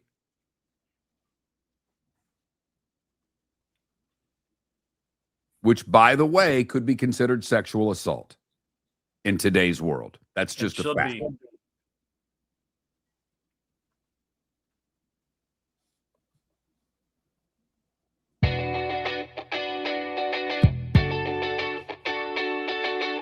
You're listening to Miller and Moulton. And now, here's Mark Miller and David Moulton. Miller and Moulton, millerandmoulton.com. College World Series gets going here this weekend. And while I know a lot of you probably won't pay attention about the baseball until it gets further along, there is one part of this that I find as much fun as anything that goes on in sports. And since Trent and I were yelling at one another there, let's have some fun. It's the Rocco's College World Series Jello Shot Challenge. This is a Miller and Moulton exclusive right here. Keyword Miller. I mean, it's all over the internet, so I don't think we're an exclusive on there. There are plenty of people that post the leaders on this. And they posted their first update. Last year, LSU finished with 52,390 Jello shots by their fan base in Omaha. As of this morning, based on last night's update of the 8 teams, Alabama needs to get to work. They're in last place. They don't like being in last place. In fact, the SEC is getting their ass kicked with the exception of Ole Miss. Out of the 8 teams, there are 5 SEC teams in the College World Series. So let me ask you this, Mark. Do you prefer Jello shots or pudding shots? Neither. Okay? I'm 56. The days of me doing I've never done a pudding shot. I've had a Jello shot or 50 in my life. But I would say Jello shots, but I gave up on shots a long time ago. If I went to the College World Series, would I have a Jello shot? Yes, I would. But the whole idea behind pudding shots is it's more chocolate flavored stuff. It's more like an ice cream angle, whereas Jello shots are the fruity goodness, the refreshment. Thank you for the explanation of Jello versus pudding. I've got it. Thank you. I appreciate that. I don't know if that one was going to miss me, the difference between Jello and pudding. There's always room for Jello.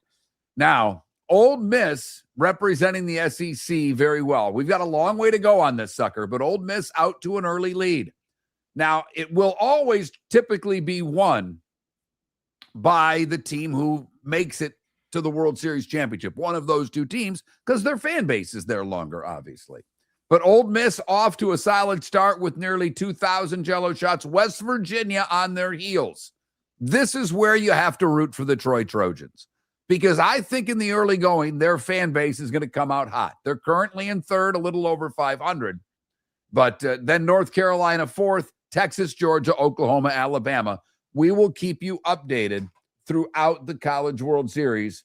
And one of my favorite things that goes on at Rocco's in Omaha. I believe there's a couple listeners that are going this year. And if there's a team to pull for in the College World Series, it's got to be West Virginia. It is so cool, for lack of a better term, of singing country roads after the game. The whole crowd, they started doing it after wins. And the team lines up on the baseline, and they're arm in arm. The whole entire crowd is arm in arm, swaying back and forth, singing the John Denver tune. Call me cheesy. I absolutely love it. I like when traditions kind of pop up, as opposed to, and I've been all over, our poll question today is, how do you feel about the I Believe chant? I think it's something that's forced. I think U.S. Soccer went, hey, we have to have a chant because everybody has a chant in soccer. And the teams in the Premier League all have each team in the Premier League has like 3 or 4 different chants that they yell during the game. And it's English, and yet none of us can understand a damn word they're saying when we listen to the things. So it feels forced to me. Whereas this country roads thing that the West Virginia baseball team has started seems rather organic.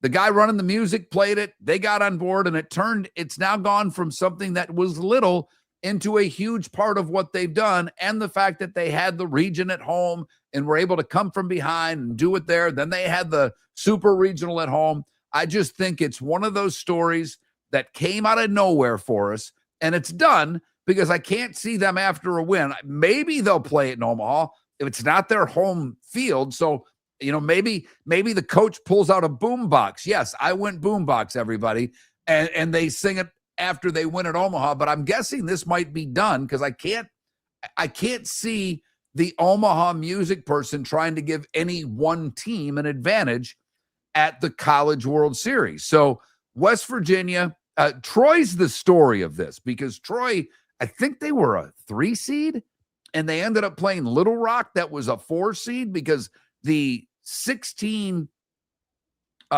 regions that host, you just move on into the super regional. So, each team moves on, and then you have your 8 super regions, and it's predetermined. So it's not like they reseed and Troy and Little Rock ended up having to play the top 2 teams that were left. They played one another. Luck of the draw. They both win, and Troy ends up in Omaha. It's a terrific story.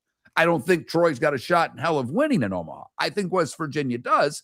They were a ranked team. They hosted both their region and their super region. So Troy, the best story going in, because it's really, from a College World Series standpoint, this is UMBC, this is FGCU in the basketball tournament. This is a team that no one expected to be there. But the organic Country Roads West Virginia thing this college baseball season has turned into a story of its own. And I do think the West Virginia folks are going to show up in Omaha. And let's be honest, if we were to have a drinking contest of these teams, I'm putting my money on West Virginia. Okay. Well, okay. So I'm glad you brought that up, because as far as the chants go, this is not a won't back down for the Florida Gators or an Enter Sandman for Virginia Tech, but it could be in 5 years if it stands the test of time. Do you think it sticks, Mark? Well, it's college baseball, so it's not, I don't see them doing it. It's different.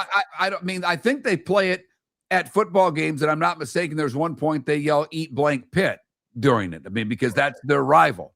Okay, so West Virginia has their own thing going. They like to burn a couch in Morgantown. I'm all for a couch burning. I went to Michigan State after all. We used to burn them at Cedar Village every year, win or lose against Michigan. So I'm all for a good couch burning and good on those in Morgantown, because I think that's their claim to fame over any other university. So, I think it'll stick with their baseball, but I think this is unique to this year's team. And it's just one, and to be brutally honest, after this year, it's not the same. This is the thing they did that turned into a very unique situation in college baseball, and it adds a little zip to this. College baseball, it doesn't matter to 99% of us. And it's why I'm not talking about who's pitching for North Carolina today, because no one gives a damn. Well, I will say this, Mark. I have yet to find the walk-up song, the theme song for anybody that's better than Living in America for Apollo Creed and Rocky IV. There you go. Miller and Moulton, millerandmoulton.com. Trent has told us the difference between pudding and Jell-O this segment. I feel much smarter for knowing that. We've talked, obviously, some World Cup. We talked a little bit about the hockey. Coming up next, Ryan Spaeder will join us to talk Major League Baseball. Ohtani left the game last night with knee soreness. Don't know how severe it is, but obviously it's a guy you don't want ever leaving the game and you don't want injured because he's worth watching every night. But this has been the last couple of years, and this year especially in baseball, have been fascinating to me because of all the young players that are getting called up and staying up.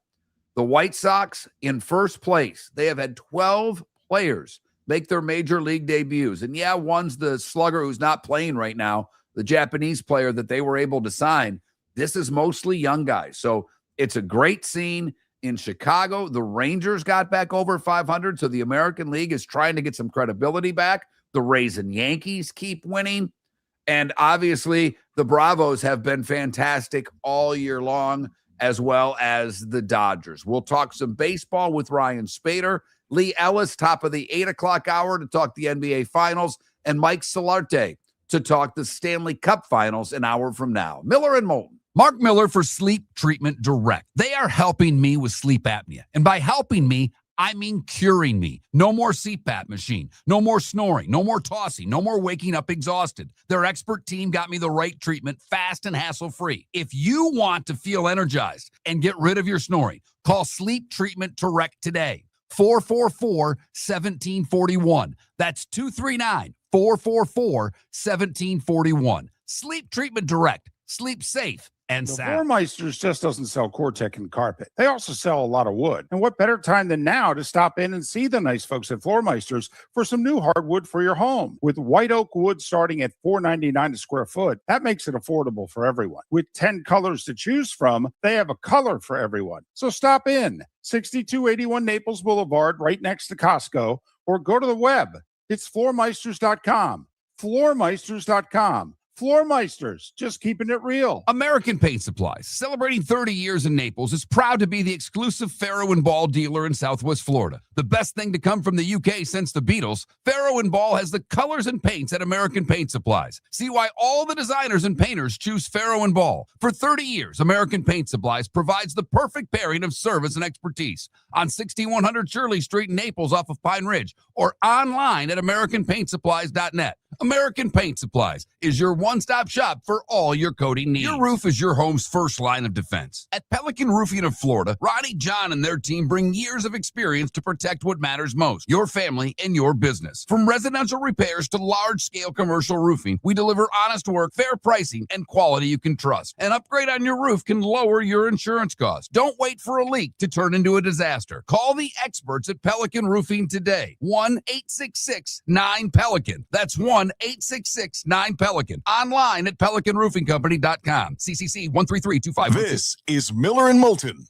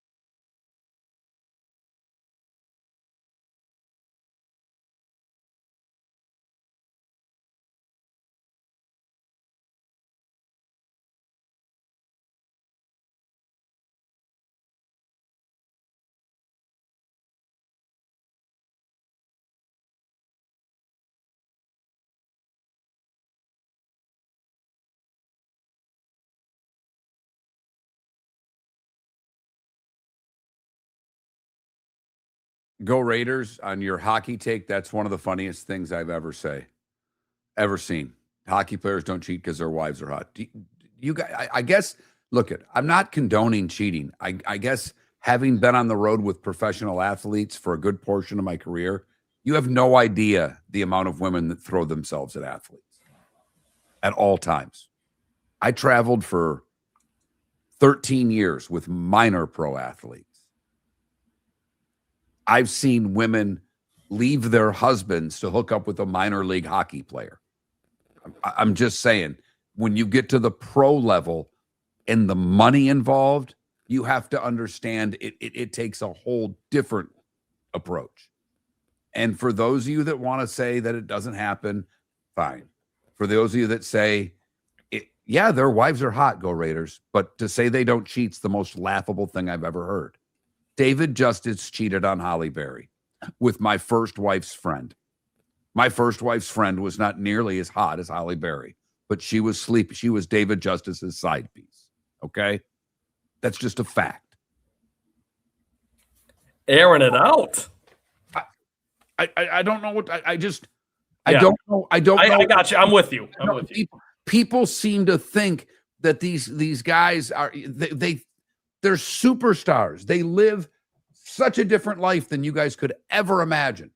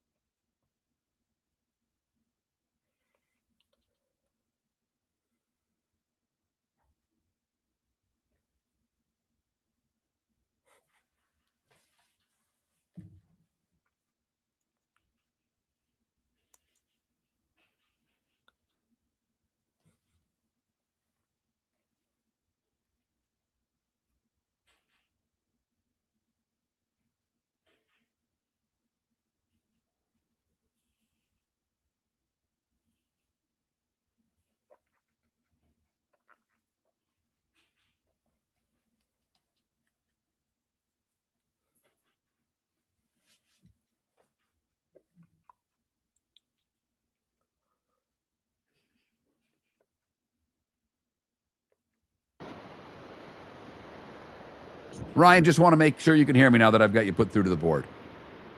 Even better. All right, excellent.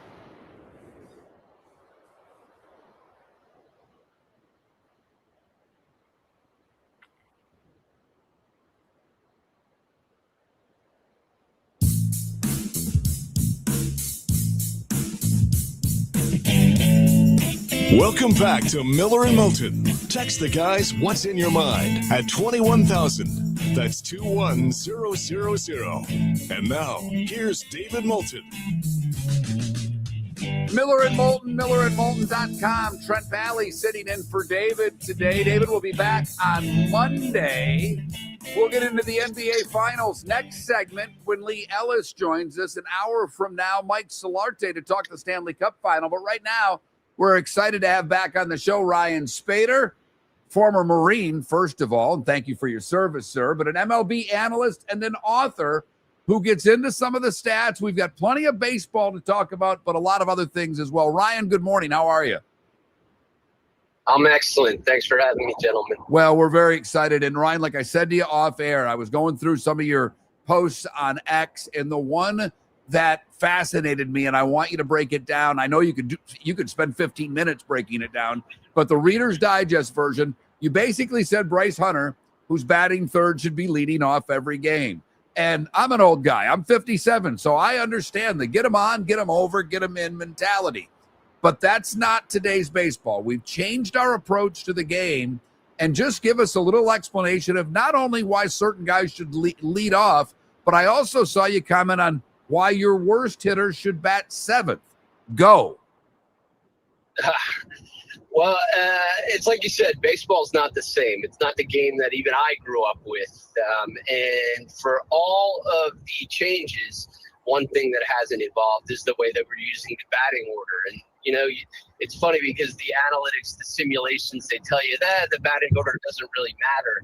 But the thing is that those analytics, those simulations, what they do is aggregate individuals. So, of course, the results are not going to really seem to matter. However, where they fail to really see how they work is how they're going to contribute together, how these guys will contribute together. And the reason I called it Bryce Harper should bat leadoff is because, I'm a Philly guy and I like Philly still, even though I do this across baseball. But the reason I called it that was, the thing is, it's not about Bryce Harper. It's about baseball as a whole and the way that teams are using their lineups. You have more often than not, the way that one-run losses are ending are somewhere between the 8th, 9th, and 1st guy. And that's across baseball since the implementation of the universal designated hitter. These lineups nowadays, they're still trying to function like sort of like a line segment, whereas the lineup really needs to function as a circle. You need the bottom of the lineup to feed the top of the lineup. Those 8, 9 guys really should act as a 1, 2, and then feed your 1 and then 2, your original 1 and 2, as sort of a 3 and 4 this second time around. And this is something where if you break it down, the numbers really do make sense. And you're going to have a lot of RBI opportunities from your leadoff guy, your 2-hole hitter, that previously we didn't get in baseball because you have Mario Mendoza batting 8th and you had a pitcher batting 9th. But we don't have that anymore. The reason I say the worst hitter should bat 7th is because the 7-hole hitter is the only hitter who will not appear in a do-up, is what I call it, a do-up the next inning with either your 1, 2, 3, or 4 hitter. And with that, your 6 and 7 hitter are the only pair that will never be due up with the 1, 2, or 3. And this tells you that if they're batting in the same inning as those players, that the inning's probably going at least all right. You got yourself a base runner. And what I did here was try to use numbers that are not projections, not simulations, numbers that you actually see on the baseball field over the course of 162 games since the implementation of the universal DH.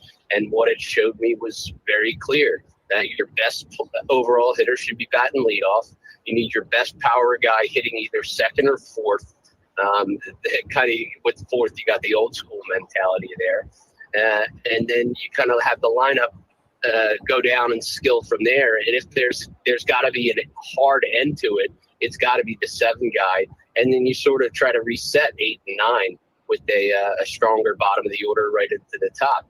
And like I said, the numbers, they agree with this. And I'd be thrilled to see a team actually give it a shot. I've talked to a couple teams about potentially doing this, but a lot of players have a hard time wrapping their mind around the game being different than what they've always knew. So it remains to be seen. I mean, I think we saw probably best with the Dodgers and them falling kind of with the rear ends backwards into Ohtani leading off when Mookie Betts got hurt. But that certainly has proven dividends on their end. Well, Ryan, you pretty much just broke down the formula to a great baseball lineup as far as the hitting goes. I want to ask you, you said the Dodgers, but who after LA would you put as the second best lineup in baseball right now? You know what? It's funny because around this time last year, I was talking about the Braves and how I couldn't see them winning 85 games. And for one of the few times ever, I would say, I ended up looking pretty smart on that because they really did struggle. But you look at that team and what did they change? Well, they didn't change very much. It just seems like a whole lot of guys have figured it out. Matt Olson, all of a sudden, he's a veteran, figuring out how to hit left-handed pitching with the best of them. And this is something you've seen across baseball. Kyle Schwarber's a great example, where lefties versus lefties, this matchup thing is ceasing to be a thing. You wonder if it has anything to do with the lack of left-handed specialists, those one-batter guys. But the Braves lineup has been so impressive top to bottom. It seems like it doesn't matter who they put in there. Dubon has showed up for them. Michael Harris has just been out of his mind. I mean, as far as I'm concerned, if he were playing in any other league, one that does not contain Shohei Ohtani, you'd probably be talking about that guy as an MVP candidate. But unfortunately, I think Ohtani's probably got the MVPs locked up for a few years here in the National League. But I guess I'd probably have to say the Braves. I've been stunned, and I think all of us have, Ryan, about the turnaround of the Chicago White Sox. This is a team with 120-plus losses, and they were seemingly a perennial 100-loss team for a while. Not only are they in first place right now, but maybe their best hitter, and Murakami's been out for a few days. They bring up this Montgomery kid. He hits a walk-off. But I saw a stat yesterday that blew me away.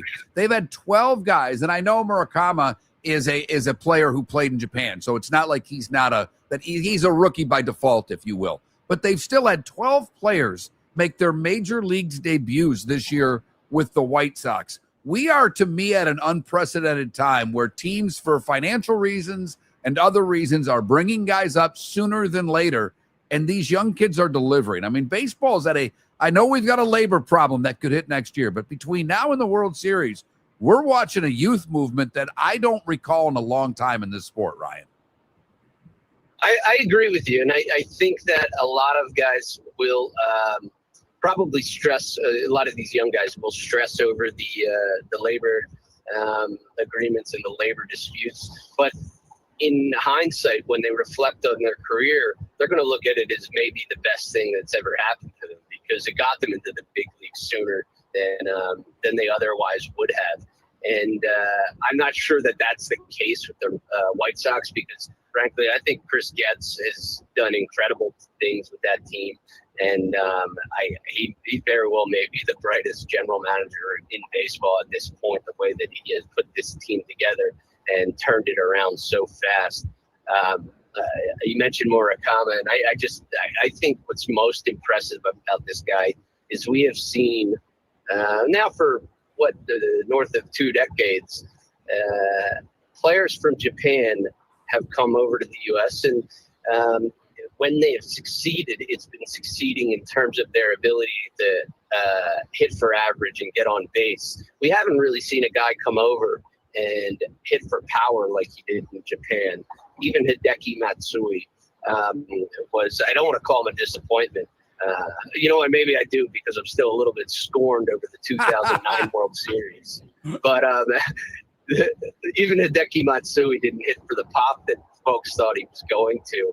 And Murakami, as far as I remember, as far as I have seen, has been that guy who came over to the Major League Baseball and has hit for that elite power at that very same level, if not better, than he did in Japan. And I think what's most impressive about him, and I'm sure they're itching to get him back out there, is the fact that he could not really hit those very high velocity fastballs. His Japanese numbers show that.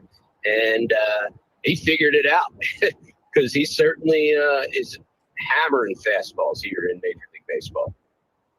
Ryan, if I can be selfish here for a second, because I think it is one of the biggest stories, if not the biggest story in all of baseball right now. I think the best pitcher in baseball is Tarik Skubal, and he's coming back this Saturday for the Tigers. That has been announced. How do you see that going? What do you see the situation between the Tigers and Skubal panning out? Do you think the Tigers would be crazy for dealing him or not so? Talk to me. I mean, he's an alien. There's no other explanation. I don't care what science we have. I don't care if they grew him a new arm in a petri dish. It is insane what we're seeing from this guy. I mean, you're talking about an injury that previously, three decades ago, you're talking about a potential career ender. And as recently as 5 years ago, you're missing probably the entire year. And here he is, coming back out like he's missed almost no time at all. It's so impressive. I watched some of his rehab outing, and it's the same pitcher. And I won't be at all surprised if he comes back with a little chip on his shoulder, knowing he cost himself his 3rd consecutive Cy Young Award. And ends up in the race anyway, because I think that's the kind of pitcher he is. He kind of reminds me of sort of your old school guy. Goes out there, he can give you 8-9 innings anytime, sort of like a Roy Halladay or maybe a Kurt Schilling. Just goes out there, gives you innings, and gives you quality innings that you're getting the very best from in the first and the last inning out there. Now, as far as the Tigers go, for all the greatness we've seen in baseball, what a disappointment. The team, it just can't figure it out. You look at that American League Central, and frankly, it looks upside down. But I think they're in a position where potentially they're going to have to deal him.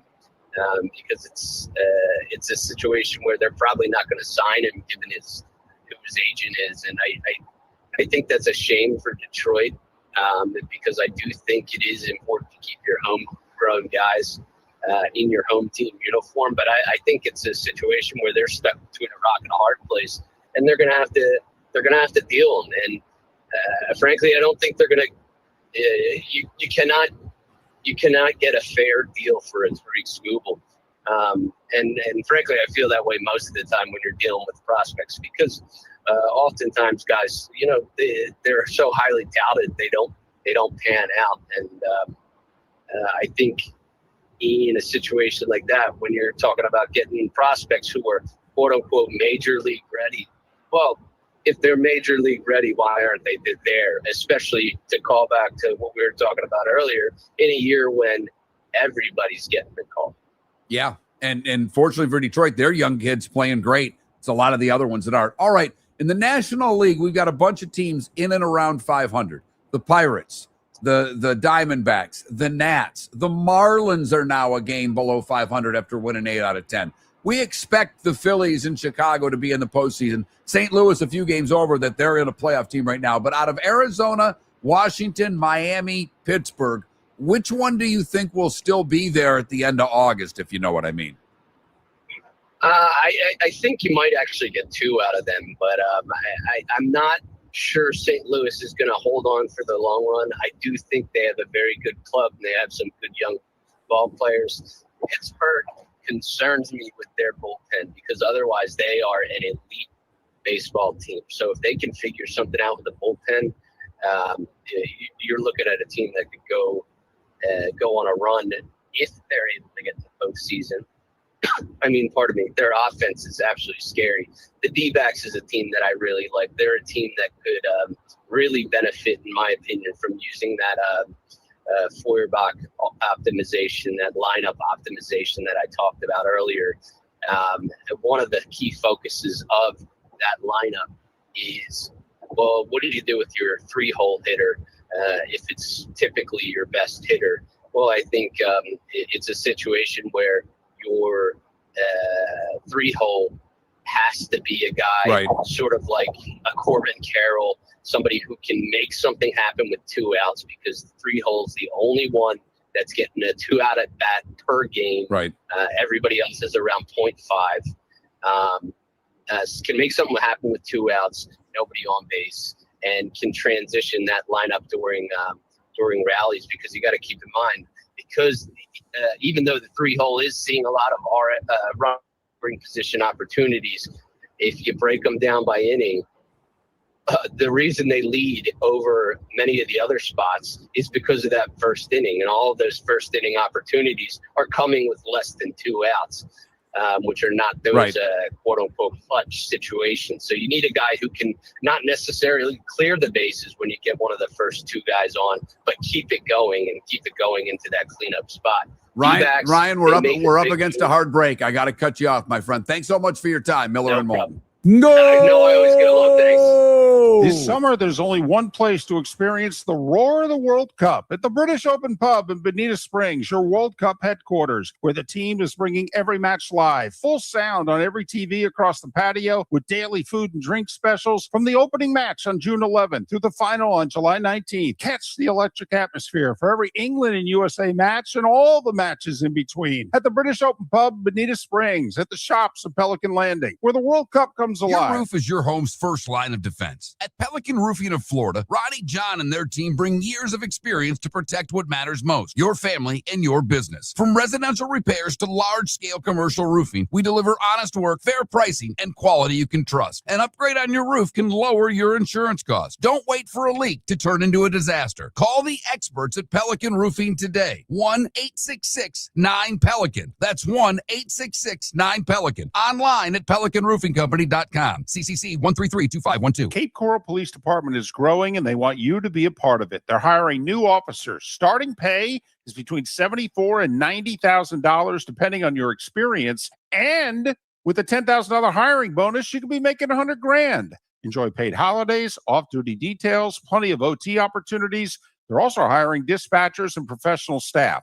So go to capecops.com. capecops.com. Be brave, be best, be Cape. The Floormeisters just doesn't sell Core-Tech and carpet. They also sell a lot of wood. And what better time than now to stop in and see the nice folks at Floormeisters for some new hardwood for your home. With white oak wood starting at $4.99 a square foot, that makes it affordable for everyone. With 10 colors to choose from, they have a color for everyone. So stop in. 6281 Naples Boulevard, right next to Costco, or go to the web. It's floormeisters.com. floormeisters.com. Floormeisters, just keeping it real. Mark Miller for Sleep Treatment Direct. They are helping me with sleep apnea. And by helping me, I mean curing me. No more CPAP machine. No more snoring. No more tossing. No more waking up exhausted. Their expert team got me the right treatment, fast and hassle-free. If you want to feel energized and get rid of your snoring, call Sleep Treatment Direct today. 444-1741. That's 239-444-1741. Sleep Treatment Direct. Sleep safe and sound. This is Miller and Moulton.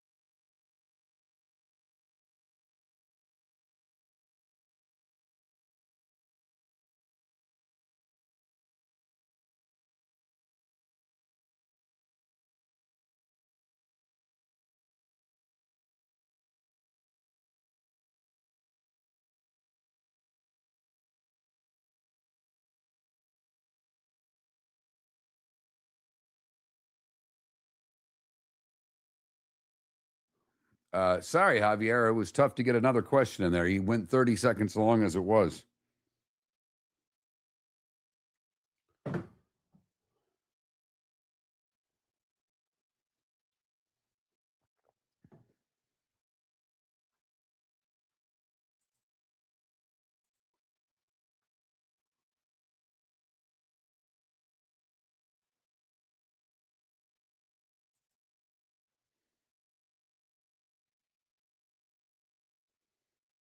Oh, you went Paraguay today. Look at you. Look at you. Yeah, I like Ryan. He's a good dude. I'm with you. He's a smart guy. He's different. Very different thinking. And I'm like you. I like that.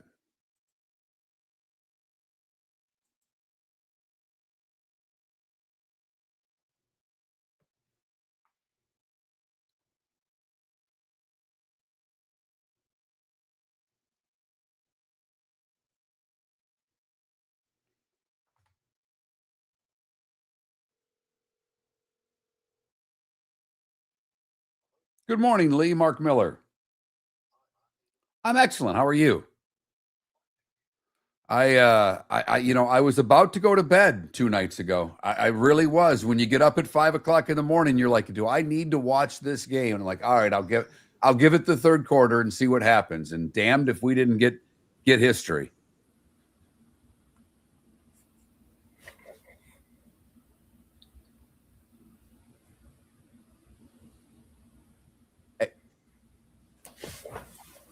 Exactly. Crazy. Well, we'll talk about it some more here in about 15 seconds. We're about to go live, so I'll click you over. Thanks again, Lee. Lee, can you hear us? Lee, you got us? Yes, I do. Yes. Okay, good. Yeah.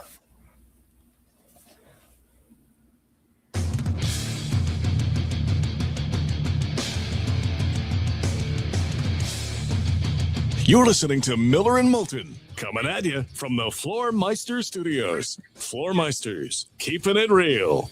And now, here's Mark Miller and David Moulton. Miller and Moulton, hour number 3 on this Friday. We will talk the Stanley Cup playoffs and the Stanley Cup final with Mike Solarte at the bottom of the hour. Trent Bally filling in for David today. David will be back on Monday. But right now we are joined by Leigh Ellis. He works with basketballpassport.net, covering the NBA and basketball on the whole. Lee's joined us a few times. We were scheduled to have him earlier this week, and we had some technical glitches, so we have those worked out. Leigh, good morning. How are you? Morning, guys. Very good. Thanks very much for having me. We appreciate your time. All right, obviously, Game 4 was one for the ages. I was like a lot of some of the people that I listened to. I put the blame on San Antonio. I didn't put the greatness on the comeback. I thought there were a lot of things that San Antonio did from a coaching standpoint that were incorrect, and they kind of blew this game. They had the Knicks, and as Denny Green said so many years ago, they let them off the hook. But when you look at the game, now that we've had a couple of days to process it, where do you go? Was this the Knicks comeback? Was this the Spurs meltdown? Or was it some sort of combination of both? Yeah, I mean, it's definitely somewhere in the middle there. I don't think you could put it solely on a catastrophic collapse, a historic comeback. And I think before the series started, I picked the Knicks to win the series. And one of the main reasons was the experience that these guys have, the continuity. Brunson and OG and Bridges have been together for a few years, and Catton his second year as well. And they've had those playoff heartbreaks against the Pacers twice. I really thought that was the sort of thing that was going to prove itself to be true. And if you go back as well to the very first series against the Atlanta Hawks when they were down 2-1, and I was in the building for all those games, and I was like, man, the Hawks might be on the brink here of it causing quite a big upset. But what happened was you almost sort of saw the Knicks go, right, we're not doing this again. And then they put their foot down and business against the Hawks, and then the Sixers, and then the Cavs. And then in this series, they've been down every game by double digits, and it's kind of looked like, man, what is going on? But then the Spurs just don't so far show to me that they have that ability to understand you cannot take your foot off the gas at any point here. And then once the Knicks got going, and once you saw the crowd going crazy and every single sort of possession felt like it was like the championship winner, then the Spurs did sort of, shrink a little bit. And Mitch Johnson, he's 39 years old. He's a young coach. He wasn't able to kind of handle that. If that's Greg Popovich, I think it's a completely different scenario. But overall, I think the Knicks just have to get it done from here, though, because if you're 3-1 up, and of course 10 years ago a team was 3-1 up and no one saw what was going to happen over the next 3 games. But this time the Knicks have just simply got to finish it off. And I think they will, but it's certainly not going to be easy. I'm not sure if they get it done in San Antonio or not, but certainly I think the Knicks do finish it off from here. But we just still don't quite know what's going to happen because there's been so many sort of twists and turns already, and maybe there's another one coming. Well, Lee, I love what you said about Greg Popovich and Mitch Johnson, because something Mark and I talked about yesterday reacting to the meltdown was there were no adjustments made. And how much of that blame do you put on the players? How much do you put on the coach? Because Mark and I are largely of the belief that this was the coach's fault. Yeah, I mean, look, you've got De'Aaron Fox out there who should have been a little bit more assertive as well. You know, he's the veteran, even though he doesn't have a ton of playoff experience. And I think as well, when they were up 29, and you could see, the funny thing about Madison Square Garden is it's the loudest, but it's also the quietest arena in the world because it was dead in there when they were down. You know, you could sort of feel it on the broadcast. It's like, man, there's no energy.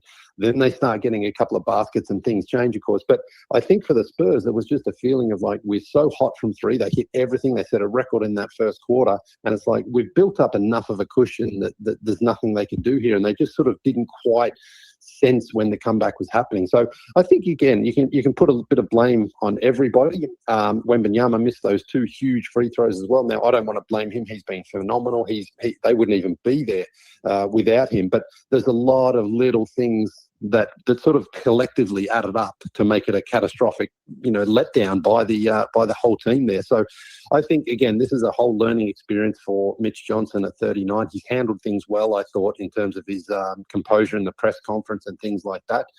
And, it's history tells us in the basketball world and in the sports world that most teams that go on to win do have a year or a couple of years of sort of heartbreak along the way. And this might be the one for the Spurs. But again, I sort of, as I've said all that, it's not over. And I just don't think that, San Antonio's sitting at home crying, feeling sorry for itself. It's like, okay, we have to be better. And this is now, we've got our last chance here and we've got to make sure we're better than that. So if they can learn quickly from what happened in game 4, then maybe they're better for the rest of the series, but we'll find out. So, I think as well in the social media era, people are very quick to say, it's your fault. You did, you're the one who was at fault. But it was a combination of just insane basketball from the Knicks and, again, that crowd and the energy around it and everything like that. It must be very, very hard to coach and communicate effectively in that environment. And so, the Spurs obviously let this one go, but it's not over just yet. That's what I sort of keep thinking about is that they are still a chance. They've still got potentially 2 games. And, of course, if it gets to 7, that one at home, even though they lost the first 2 there. But we'll just see, because this series just continues to show me that it's like, man, something crazier may still just be ahead of us. Well, it's amazing that we've now had 4 games that have all been really good. I mean, we've had more good games in the finals than we had combined in the 11 games in the conference finals. Because really, in the Western Conference final, you had game 1 and game 5 that were great. The rest of them were kind of blowouts. And then game 1 in the Eastern Conference final was terrific. The rest of those games were blowouts. Every game in this final series has been terrific, obviously capped with the comeback by the Knicks. And, you mentioned it. This Spurs team's young, but they've played a lot of basketball here. More basketball than most of these guys have ever. In fact, more basketball than these guys have ever played in their careers with Wemby and with Castle. And so when you look at, to me, I think a big thing for the Spurs, I think if they would have had to have played tonight, I think this sucker would be over in 5. I really do.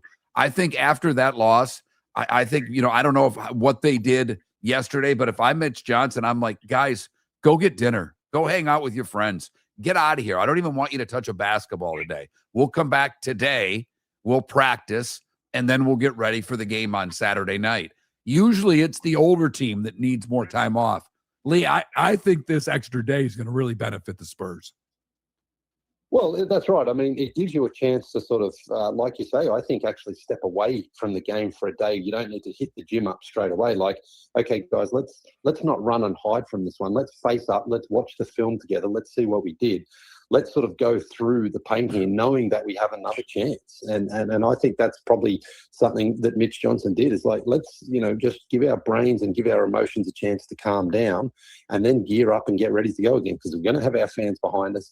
Again, those first 2 games, the Spurs have led by double digits. Obviously, they lost both of them, but it's not like they're being blown out. It's not like they've got no chance here against the Knicks. They have to just go in there fresh and remember, like, hey, this is still a series. We're still alive. Because I do point back again to 2016. I was I covered that series as well, the Cavs and the Warriors. And I remember after game 2 when the Warriors won by 30, and then after game 4 where the Warriors won in Cleveland, I was like, this is a wrap. And then what happened? Draymond Green gets suspended, Andrew Bogut goes out, and then LeBron and Kyrie go on this just insane run. And even still, it took to the very last second of Game 7 before it was decided. So no one saw that one coming. And in the same situation, I think everyone's like, oh, the Knicks have got to finish it off from here. But it's not as though they're going up against a beaten-up team or a rubbish team or a team that's hasn't proven itself to be very good by beating the Thunder in the last round. They won 62 games. They're going to have Wembanyama's likely to be the MVP for the next few seasons. So this team has still got another punch to throw, and the Knicks just have to be ready for it. And I also think, talking about age versus youth, I do actually think a longer series here probably does sort of tilt things back into San Antonio's favor a little bit, because those younger bodies like Devin Vassell and Dylan Harper, the incredible rookie who's been amazing, those guys, and Stephon Castle as well, they're giving Jalen Brunson everything they can on defense. And Jalen has done so much for so long that, fatigue could become a factor. So he's been incredible. Of course, he's been delivering. He hasn't shot the ball well, but it doesn't matter. He's hit the big shots and he's been there in the big moments. But again, a longer series, and the Knicks, the more opportunities they need to close it out, again, probably tilts things a little bit back in San Antonio's favor. So we'll just see. It's just it's incredible, and it feels great to know that it's like, I think we're going to still see something else insane in this series. I don't know what it is, but I think we've got another just wild game coming up. Leigh Ellis does an incredible job covering the National Basketball Association. Leigh, I want to ask you, you mentioned the 2016 finals. Last thing from me, by the way. 2015, Andre Iguodala won Finals MVP because he was a defensive stalwart against LeBron James. Do you think there's any case to be made for OG Anunoby, given what he's done on both ends of the floor, if the Knicks are to win the series, to be the Finals MVP? Oh, I think so, yeah. I don't think there's a clear-cut favorite right now. I probably would have had Karl Anthony Towns early and then Brunson, but then what OG has done, because, again, it wasn't just the tip-in, it's the defense and the way that he's attacked Wembanyama. He's hit some big shots. I think he is a chance, yeah, and it sort of does depend on what happens on that final game and when it happens as well. Like, if they do close it out in 5 and he has another big game, the sort of, the memories of what happened in Game 4 probably will help his case. So, this is not one of those situations where it's basically like, well, it's going to be LeBron or KD or whoever. It's like, man, all of these guys have been good. And the one thing I'll say about Karl Anthony Towns is, he got in those foul trouble early in this game, but he was there for his team. And that's a real sign of his maturity, that Karl Anthony Towns hasn't had to sort of a ball hog or ball dominate or anything like that. He understands, like, when he was, a negative to his team at the start, he came back and was very, very good in the second half and didn't let that affect him. So, that just sort of, I think, shows some maturity and mentality of this whole Knicks team, of where they believe they are, and just hanging in there, because they've had to come back so many times, yet they've done it. And Mike Brown always says, like, we don't want to get down 20 points, but they often do. But then this ability, this resilience they have, it's almost like they're part of their game plan right now. So no matter what happens, no matter how deep a hole they dig themselves, they seem to get out of it. But having said that, I don't think many of us really saw them doing that in Game 4 when it was 29 points and it was like, man, there was just no energy in the arena. And then, well, we all saw what happened. So just a crazy, crazy moment. And it's wild that wasn't the championship decider. It's wild that we have to sort of all get up and go again, because it's like that. Imagine that was the one that decided the championship, and that's how it happened. That would be absolutely, especially in the Garden of all places. He's Leigh Ellis, exactly. basketballpassport.net. Follow him on X at Leigh Ellis, LEIGHELLIS. Leigh, thanks so much for your time. Really appreciate it. Anytime, guys. Thanks for having me. Miller and Moulton. Your roof is your home's first line of defense. At Pelican Roofing of Florida, Ronnie John and their team bring years of experience to protect what matters most, your family and your business. From residential repairs to large-scale commercial roofing, we deliver honest work, fair pricing, and quality you can trust. An upgrade on your roof can lower your insurance costs. Don't wait for a leak to turn into a disaster. Call the experts at Pelican Roofing today. 1-866-9-PELICAN. That's 1-866-9-PELICAN. Online at pelicanroofingcompany.com. FloorMeisters.com. CCC 1332512. Floor Meisters just doesn't sell Cortec and carpet. They also sell a lot of wood. And what better time than now to stop in and see the nice folks at Floor Meisters for some new hardwood for your home. With white oak wood starting at $4.99 a square foot, that makes it affordable for everyone. With 10 colors to choose from, they have a color for everyone. So stop in, 6281 Naples Boulevard, right next to Costco, or go to the web. It's floormeisters.com. Floormeisters.com. Floor Meisters, just keeping it real. American Paint Supplies, for nearly 30 years, is your one-stop shop for all your coating needs. If you are a designer, a contractor, a professional painter, or a weekend warrior, American Paint Supplies is the place where experts go to get expert solutions. At 6100 Shirley Street in Naples off of Pine Ridge, American Paint Supplies delivers the best solutions with the best products with the best support. Meet Gene and his team today at American Paint Supplies. Call 239-566-2700. That's 566-2700 or online at AmericanPaintSupplies.net. Mark Miller for Sleep Treatment Direct. They are helping me with sleep apnea. And by helping me, I mean curing me. No more CPAP machine. No more snoring. No more tossing. No more waking up exhausted. Their expert team got me the right treatment, fast and hassle-free. If you want to feel energized and get rid of your snoring, call Sleep Treatment Direct today. 444-1741. That's 239-444-1741. Sleep Treatment Direct. Sleep safe and sound. This is Miller and Moulton.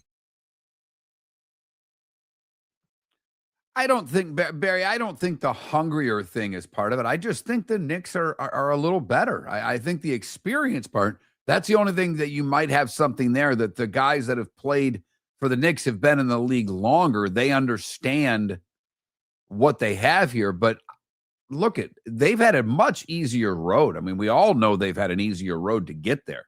And that's where I would answer you, Javier, is that the fatigued part, they haven't played the game San Antonio has. Now, San Antonio went, 5, 6, 7. The Knicks went 5, 4, 4. I mean, I don't think fatigue's a part of it because they've just not played the minutes. That's my take for what it's worth, if you give a damn. And if you don't, that's fine too.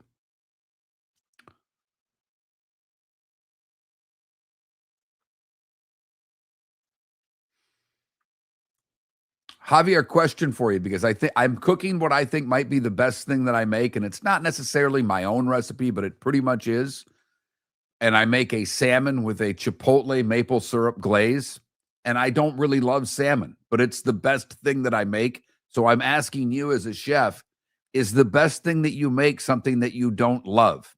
Because I don't love salmon, and I still think it's the best thing possibly that I make, that I would serve to anybody and go, this is good.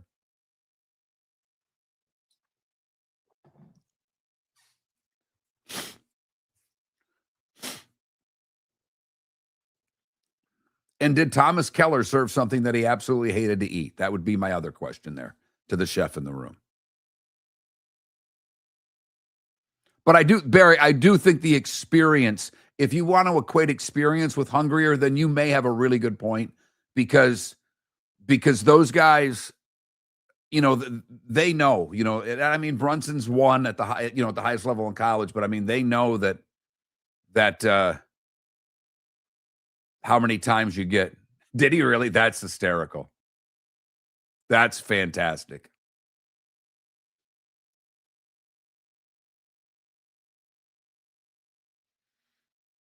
And I'm not saying I dislike salmon, Javier, but as far as fish goes, salmon would probably be at the bottom of I would never order salmon out. Ever.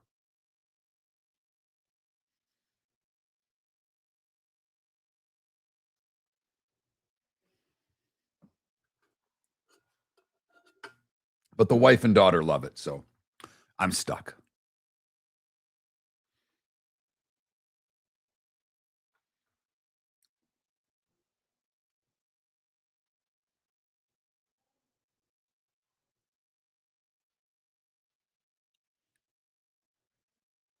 Oh, I usually rip off a couple of pieces to give the cats too. I go that way. And at least it's, you know, coho salmon, which I think is pretty nice. But I'm with you.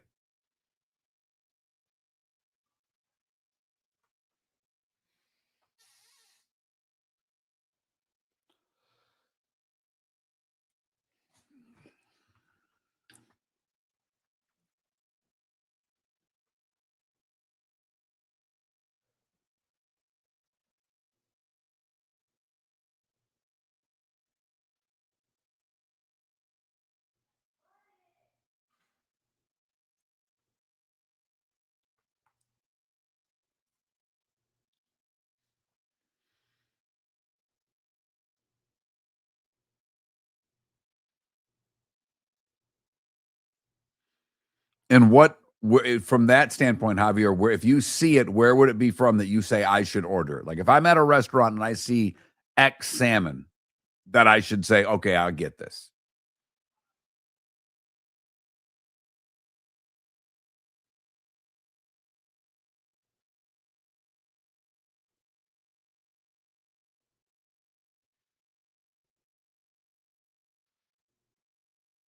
Sorry to the rest of you who want sports. This is when I can, take advantage of my guy that worked for Thomas Keller and get his food takes, because that's what interests me.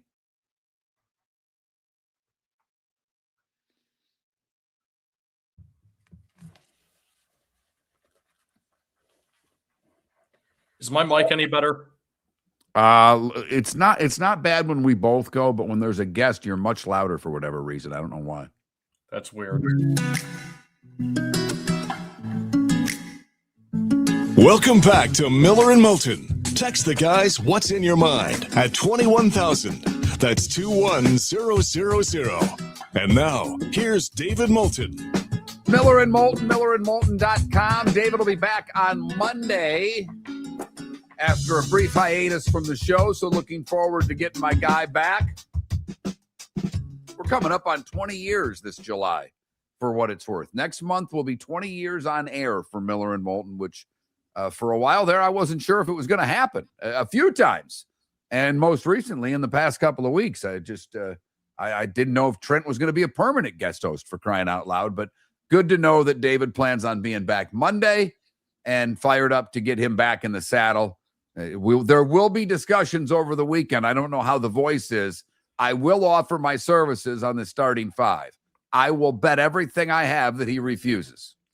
Of course he will, because he's David Moulton. But Mark, lots of context in between for your 20-year run. Congratulations on that. But also, I would love to, I don't know if you want to indulge in this, but I'd love to hear the story of how everything got started.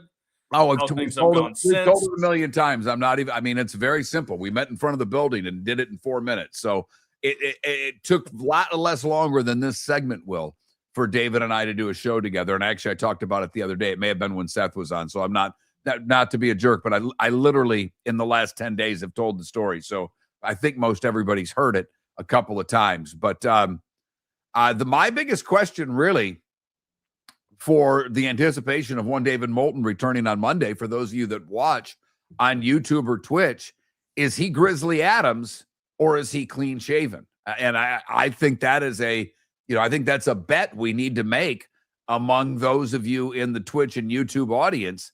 I'm hoping that we have a clean shaven David Moulton. I'm betting on Grizzly Adams. Okay, so I'd go the other way. I would bet on clean shaven, because I think his mom, if David's mom has gotten in his ear at all whatsoever, even a little bit, she's telling him to shave. Well, first off, she was down a few weeks ago while the beard was there. So she's not in his ear. It's to me a matter of if he's had the energy to do it. That's what it boils down to. And I think the answer is no.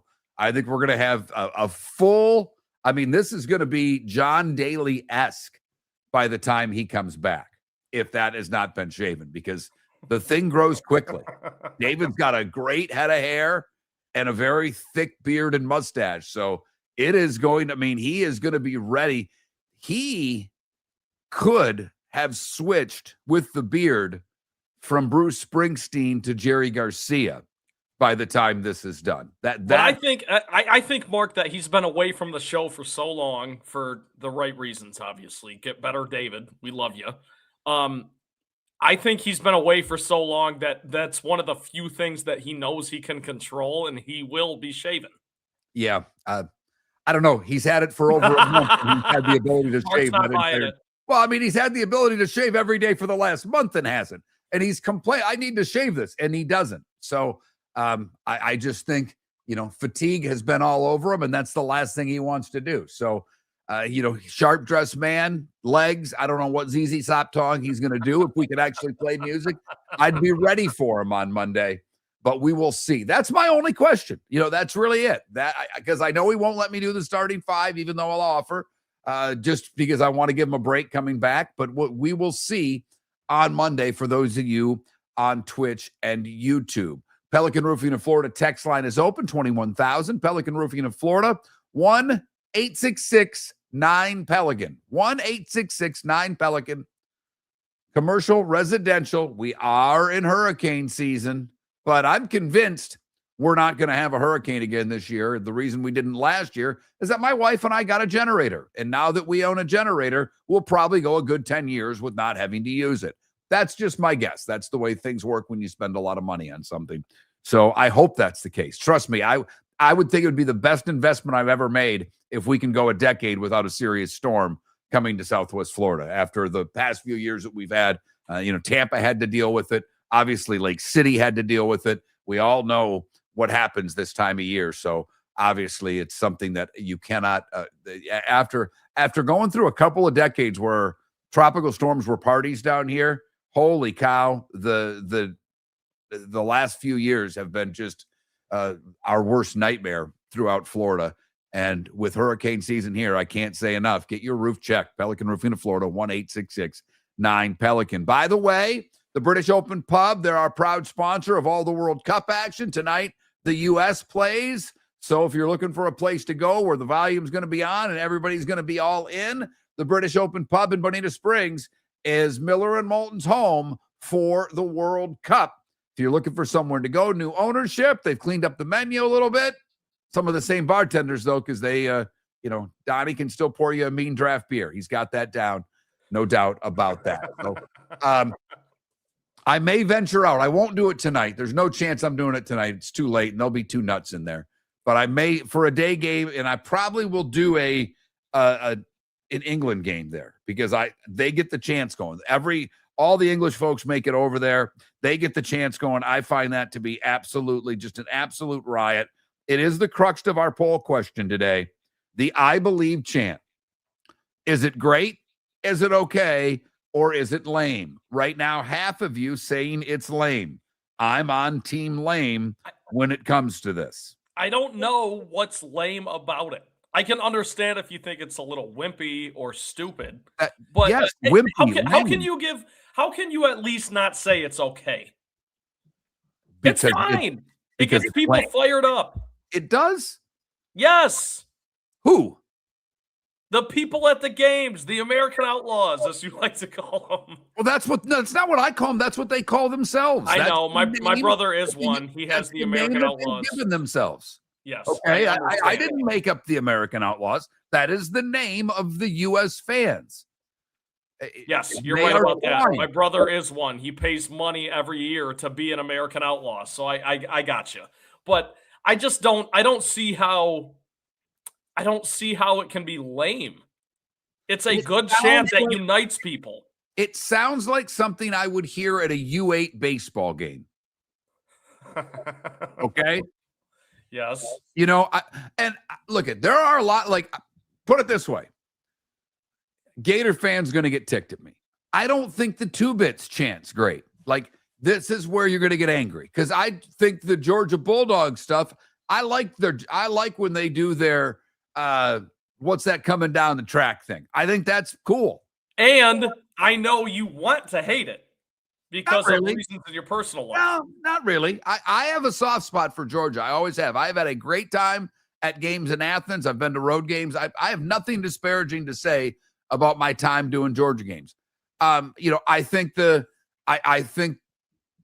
Alabama yell and roll tide on the kick is fantastic. LSU games, I don't know if they have a chant, but an LSU home game is an experience that everybody should take in. A Florida home game is an experience that everybody should take in. I don't want anybody to think that I'm knocking the Gators and their fan base because their fans are incredible. I think the 2-bits cheer is it's kiddish when everybody is so SEC fans are all obnoxious. I was going to say level of how obnoxious it is. Like Auburn with their War Eagle thing. It's cool, the Eagle flying in. I just wish Auburn would figure out who they are. Are they the Tigers or are they the War Eagle? They confuse me. They don't even know who they are. Yeah, it's so far apart that it really doesn't make any sense. And I want to make this clear because your listeners know this. Mark Miller is not anti-chant. So the fact that Mark hates the U.S. chant, I find interesting. I think it sounds like something that kids should do at a little league game. It doesn't when you listen to whether it's the South American fans, when you listen to any of the European teams, when you see the events that the Dutch fans do, and then we get, I believe that we will win. I believe that and you never win. You don't. But you believe you're going to, Mark. That's the key. And maybe that's part of it, because every 4 years I got to hear from the one American outlaw that I know, this is our year. No, it's not. It's never going to be. It's Mike Solarte's time. Stanley Cup final talk next. The Floormeisters just doesn't sell Cortec and carpet. They also sell a lot of wood. And what better time than now to stop in and see the nice folks at Floormeisters for some new hardwood for your home. With white oak wood starting at $4.99 a square foot, that makes it affordable for everyone. With 10 colors to choose from, they have a color for everyone. So stop in, 6281 Naples Boulevard, right next to Costco, or go to the web. It's floormeisters.com. Floormeisters.com. Floormeisters, just keeping it real. Your roof is your home's first line of defense. At Pelican Roofing of Florida, Ronnie, John, and their team bring years of experience to protect what matters most, your family and your business. From residential repairs to large-scale commercial roofing, we deliver honest work, fair pricing, and quality you can trust. An upgrade on your roof can lower your insurance costs. Don't wait for a leak to turn into a disaster. Call the experts at Pelican Roofing today. 1-866-9-PELICAN. That's 1-866-9-PELICAN. Online at pelicanroofingcompany.com. CCC 1332512. Cape Coral Police Department is growing, and they want you to be a part of it. They're hiring new officers. Starting pay is between $74,000 and $90,000, depending on your experience. And with a $10,000 hiring bonus, you could be making $100,000. Enjoy paid holidays, off-duty details, plenty of OT opportunities. They're also hiring dispatchers and professional staff. So go to capecops.com. capecops.com. Be brave, be best, be Cape. American Paint Supplies, for nearly 30 years, is your one-stop shop for all your coating needs. If you are a designer, a contractor, a professional painter, or a weekend warrior, American Paint Supplies is the place where experts go to get expert solutions. At 6100 Shirley Street in Naples off of Pine Ridge, American Paint Supplies delivers the best solutions with the best products with the best support. Meet Gene and his team today at American Paint Supplies. Call 239-566-2700. That's 566-2700, or online at AmericanPaintSupplies.net. This is Miller and Moulton.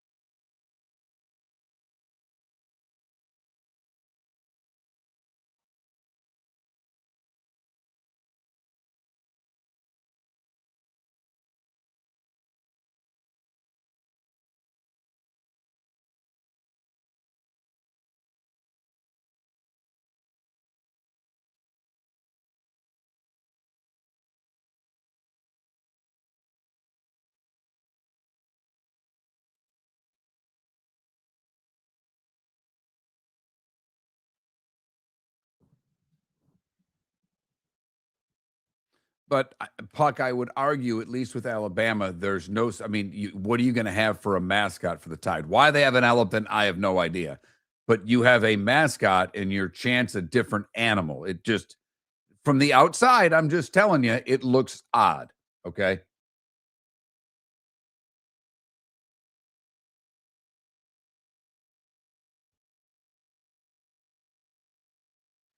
That the ends are, see, I'm with you. It's if we're on the outside, it's just a little confusing. That's all. That's all I'm saying. Not trying to knock your Auburn Tigers or your Auburn War Eagles or your Auburn Plainsmen. I'm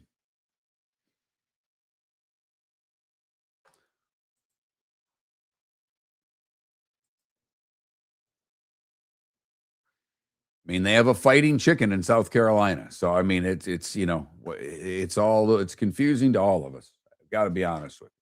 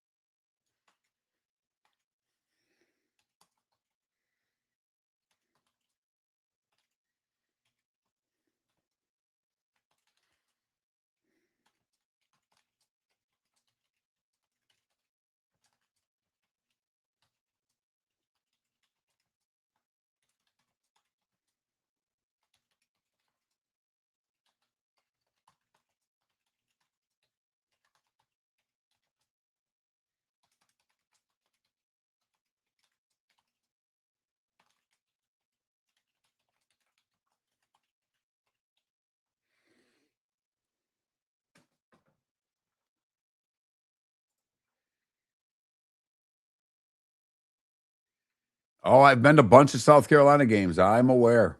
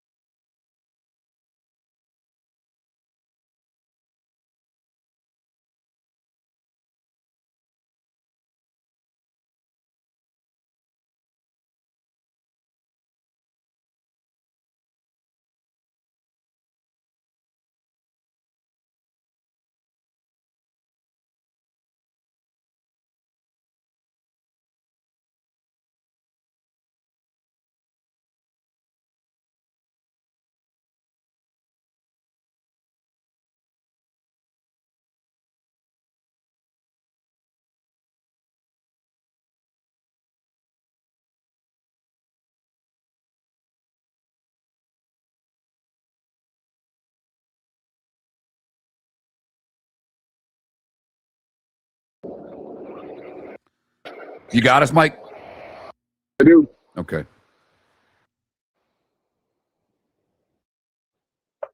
This is good. Yeah, this sounds fine. No, I was. Hang on. I got to do one thing. You're listening to Miller and Moulton.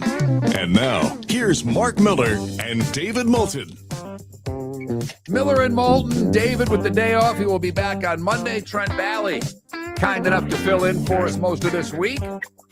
But it's time to talk a little Stanley Cup final with an old friend of mine, Mike Solarte.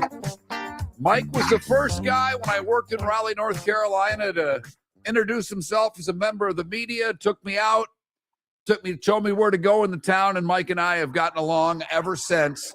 I watched him do karaoke and Frank Sinatra at a bar about 30 years ago. He's now covering sports in North Carolina, not just hockey, but everything, working at Sports Night. And Mike joins us on the American Paint Supplies hotline. Good morning, Mike. How are you, my friend? Oh, Millsy, it's so good to hear your voice again, brother, especially after what you've gone through recently. It's awesome to have you back. Thanks. I really appreciate it. Boy, oh boy, last night was the best Carolina played, Mike. I mean, I thought game 4 was up and down. They got it done and they got the win. But last night, that team looked like the one that's been the Hurricanes throughout the playoffs. That, to me, was their most complete performance in the Stanley Cup final. Do you agree? 100%. 100%. That looked like Hurricanes hockey. That looked like Rod Brind'Amour's system. That looked like all the things that they have done from October into December into February and March. And, and Brandon Bussey, while this is a great story that he's, making his first 3 appearances, first 2 starts of his NHL career in the final, or first final appearances in his career, I should say. He carried all the mail in goal for much of the regular season and was fantastic. And the crazy thing about it, Millsy, is that he was a guy that was on his way to Charlotte for a PTO with the Charlotte Checkers to be a backup to Cooper Black. And he gets the call that he's claimed off waivers and from Florida, and next thing you know, he's a folk hero now. So so Bussey's been terrific, and from the Carolina perspective, to see Aho and Svechnikov get on the score sheet with 3 big goals between the two of them in Game 5, that was top to bottom, from the D core all the way out, from the net all the way out. Everybody had their hands on the rope pulling in the same direction. It was really, really good to see. So the other thing about last night, to me, we had Forsland on yesterday. We had Nick Kyprios on the day before, and both of them kind of made the comparison. Hey, it's Eichel that's got to go. When I asked Aho or Eichel, which one's going to get it going, they both thought Eichel, and I get it because he hit the crossbar in Game 4, and you okay, it makes sense. He had played better without the production. But instead, as you mentioned, Svechnikov and Aho last night, 2 power play goals. Talk to me about the power play, Mike, because up until the final, Carolina's power play had not been that good. They found the man advantage here in the Stanley Cup final. I disagree that it hasn't been good. I would rather say it hasn't been productive. Okay. Because they were snapping it around the zone, and they were great zone entries, great puck possession, but no shots. They were not pulling the trigger, and they finally unlocked the magic of, hey, if we shoot, we could score. And it's so basic and so simple, but you've been around the game long enough, right? So you know that when a team is feeling it and they're snapping it around the rink, that's all well and good. But if it's not going in the net, then it doesn't matter. And so they found more of a shoot first, which to me, I don't know how you're not shooting every time, but players try to make plays and set up everything, and next thing you know, you burn 2 minutes off the clock with no result. So they've gotten a little more, especially with the man advantage, and it really paid off. And the second power play goal by Svechnikov doesn't happen without Nick Ehlers making that ridiculous spin 360 pass to him, and so, yeah, it still, it feels like that was one extra pass, but in that spot, it was the right one because Svech had 4x6 to shoot. But yeah, they're shooting the puck a little bit more readily now on the power play, and that certainly has been a big help. But you talk about Jack Eichel, you're talking about a guy that's got 3 apples in this series, and it's not because he's playing poorly, it's because he's not getting a whole lot of room out there. Usually you find Jordan Staal matched up against him, and Staal has really taken him away in a very big way in this final. Mike, thanks so much for joining the program this morning. I want to ask you, because you mentioned that we probably saw the most authentic Carolina hockey that we saw in Game 5. Do you think they finished this off in 6 games? Do you think they finally finished this thing off? Did they stay true to themselves? Or does Mike Tortorella and the Vegas Golden Knights have something for him in Game 6? John Tortorella. I fully expect Torts in Vegas to have some form of pushback. But the thing with Carolina is that when they're rolling like this in the regular season, they were able to snap off 4, 5, 6 wins in a row and not even bat an eye. I think Carolina can finish this on Sunday. I really do. But I'm also not going to count out a Vegas team that with Mitch Marner and Jack Eichel, who has yet to really emerge in this series, and Dorofeev, who can find the twine, and Barbashev, and at some point Carter Hart's got to give up fewer than 4 goals, right? So there are no givens. The momentum certainly flew back to Carolina on the plane from Vegas after Game 4, and now it's riding shotgun in first class on the way back out to Vegas with Carolina. But guys, I do think the series ends on Sunday. And I also think that the turning point of the series was the loss in Game 3 for Carolina. And I'll tell you why. They trailed by 4 going into the third period, scored 3 goals in 39 seconds, and basically looked at Vegas and said, okay, is that the best you got? And Vegas wins that game on a fluky bounce in double overtime. But Carolina to put them away in the first overtime. That to me is the turning point of the series, where the language coming back out to the ice for the OTs was like, I can't believe we still got to keep playing these guys. And I think that really put a big dent in their heart and soul. And now Carolina's just kind of doing what they did. kind of lost you there, Mike. I don't know where you're standing. I know you're getting ready to fly out to Vegas, so we've kind of got a bad connection at the moment. There we go. Now we got you back, but kind of lost you there for half a second, Mike. Talk to me. You followed this team since the get-go. You and I were in Raleigh before the Hurricanes were there. You are as in-depth with this organization, or should I say organization, as anybody that I know. You know Rod Brind'Amour as a player, now as a coach. He coaches similarly to the way he played. He was a hard-nosed, gritty player. I always felt that his Carolina teams weren't really in the image of the coach. Is this the team closest to what you think a Rod Brind'Amour team is, Mike? In a word, I will say yes. But there's more to it. I'm driving to the airport. My wife is making hand gestures at me, so you'll have to forgive me for a second. At the beginning of the season in October, I did a sit down with Rod, and I asked him about his coaching style and his style of play. And when I asked him, I said, how proud are you that your system, that your style of play has been as successful that you guys are going to the playoffs 8 straight years? And this is before, or 7 straight years, looking for 8. And this is before the season started. We ran this interview the day before opening night. And he looked at me and he said, we played the way I always wanted to play. And I heard that and I thought, wow, that, I always wanted to have I didn't have a coach that believed to go, as stern on the forecheck and his pressure, and all those things, as I wanted. I wanted to play like this, the way our guys are doing it. And I thought that was really eye-opening that he's borrowed from coaches that he played for in the National Hockey League. He borrowed some things from Ron Mason that they played for at Michigan State. And when he said that to me, I thought, wow, this is pretty amazing. So his style is I guess it's unique. I mean, he does a lot of things that other coaches do, but I think it's the manner in which they go about their business that makes them so galvanized as a team. Because you look up and down their lineup, they don't have superstars. You'd be hard pressed to find a Mitch Marner type player or a Jack Eichel type player on the Carolina roster. But what they've got is a lot of really, really good players who believe in Rod's system, who are held accountable by the leadership, and they play hard every single night. And that, I think, is when it's fired, it's really, really nice to watch. Millsy, I think you really you and I, thanks for counting, cutting us open and counting our rings by how old we are. But I think that you would really appreciate watching these guys in person, the way that they go about their business, the way that they hunt down pucks, the way that they're relentless. I mean, think about game 2, the first goal of the game that Logan Stankoven scored. He took Rasmus Anderson right off the puck off a draw behind the net, then grabbed the puck, went the other way, and wrapped in a backhander.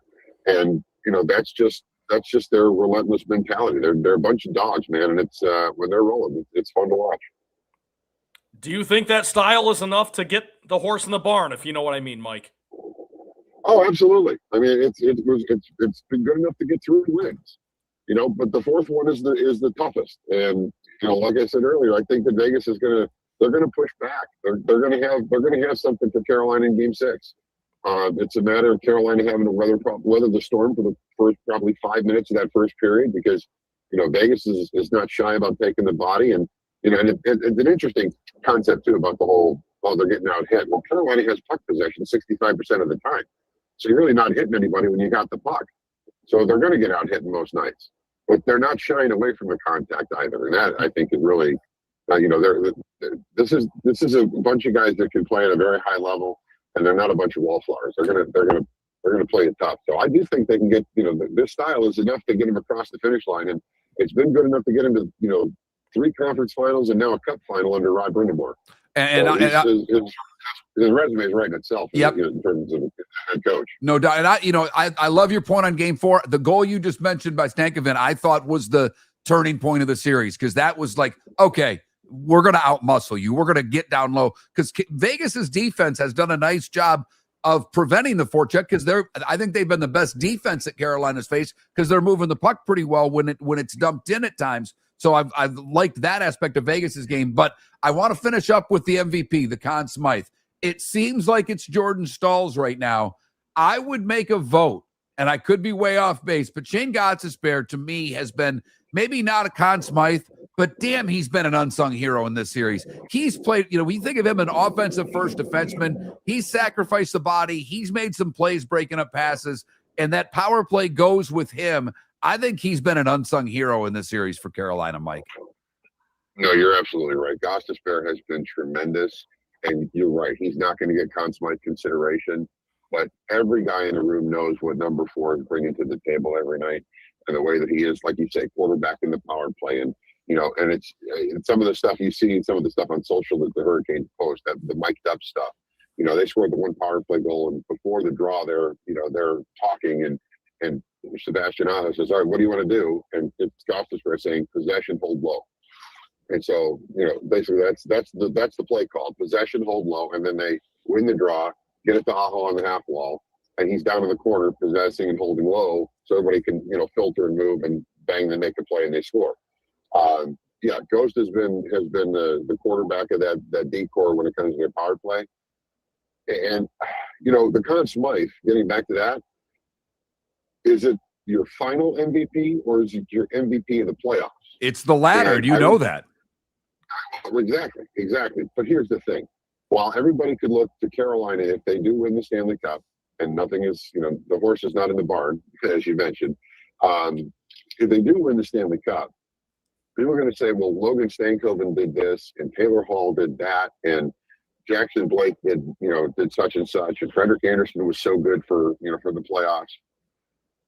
But Jordan Staal having this monster final, and I was talking with some of the beat writers yesterday before Game 5, and we were having this very same discussion, and one of them said, it's not so much that he's got going into Game 5, he's got 5 goals through 4 games in the final.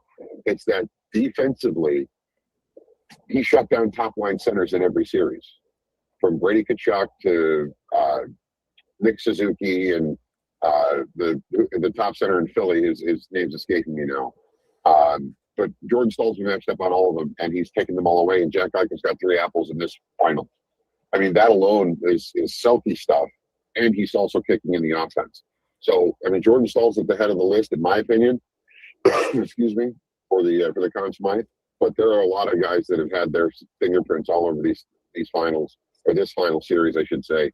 But yeah, I think Stahl's leaving the clubhouse for the Conn Smythe. Not to mention, he's out there for every damn big face-off that Carolina takes. Mike, it was great catching up with you. Safe trip to Vegas. Good luck on the poker table. I imagine you'll be there at some point.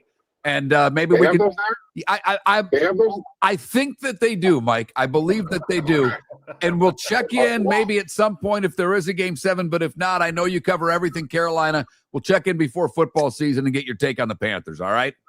Oh, absolutely. I appreciate you guys having me. Thanks, boys. Have a great day. Have a great weekend. Mike Solarte, host of Sports Night in Charlotte. It's all over North Carolina. He's been covering Carolina, the Hurricanes, since they started. Knows the game very well. Super guy. Glad to have him on Miller and Moulton on the American Paint Supplies Hotline. Your one shop for all your coating needs. The Pro Hour, Jacksonville and Tampa. That's next. The good, the bad, and the ugly. Today was a day when. What's on tap? That's 40 minutes away. Miller and Moulton. MillerandMoulton.com. Your roof is your home's first line of defense. At Pelican Roofing of Florida, Ronnie John and their team bring years of experience to protect what matters most, your family and your business. From residential repairs to large-scale commercial roofing, we deliver honest work, fair pricing, and quality you can trust. An upgrade on your roof can lower your insurance costs. Don't wait for a leak to turn into a disaster. Call the experts at Pelican Roofing today. 1-866-9-PELICAN. That's 1-866-9-PELICAN. Online at PelicanRoofingCompany.com. CCC 1332512. The Cape Coral Police Department is growing, and they want you to be a part of it. They're hiring new officers. Starting pay is between $74,000 and $90,000, depending on your experience. And with a $10,000 hiring bonus, you could be making $100,000. Enjoy paid holidays, off-duty details, plenty of OT opportunities. They're also hiring dispatchers and professional staff.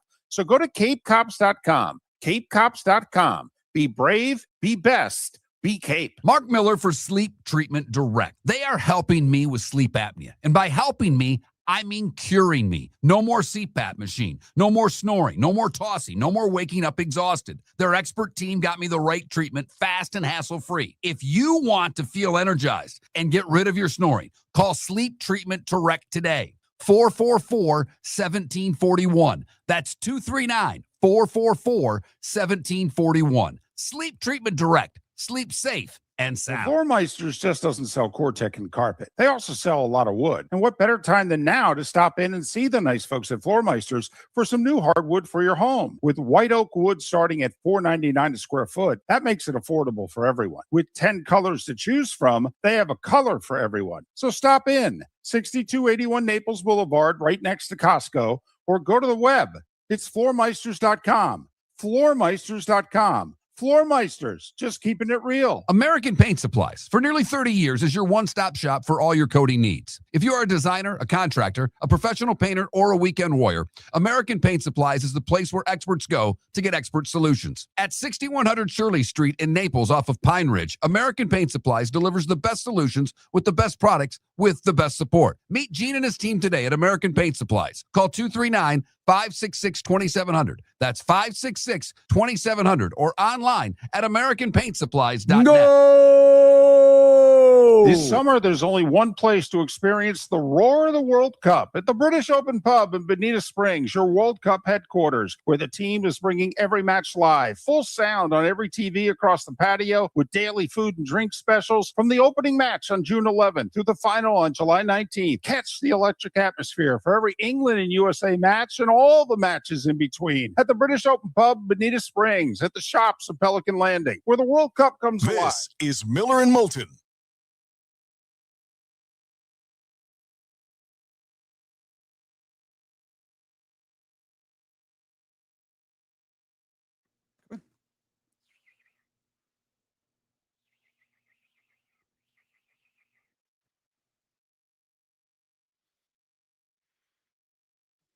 Come on.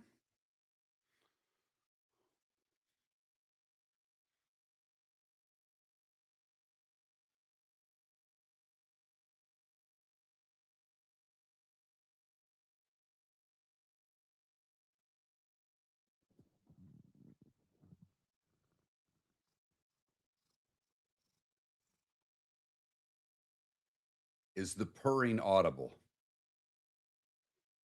Yeah, she's gone. Whoa, whoa, whoa. You're going to take this down. There you go. Now you can go. You still took out an earpiece.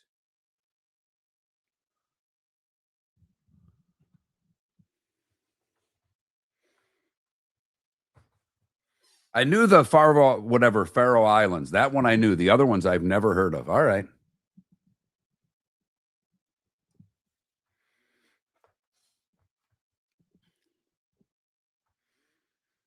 I've had the steelhead fresh a lot because that's what we get in when I'm out in Oregon, and you can keep the hatchery fish, but not the native fish. And there's a little way they cut the dorsal that you know it's a hatchery fish.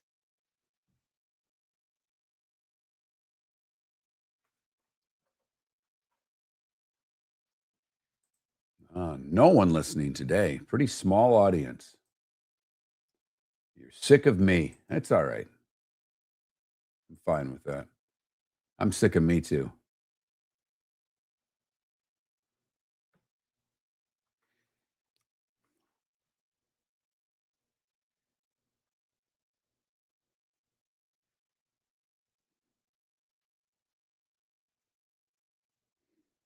Happy anniversary.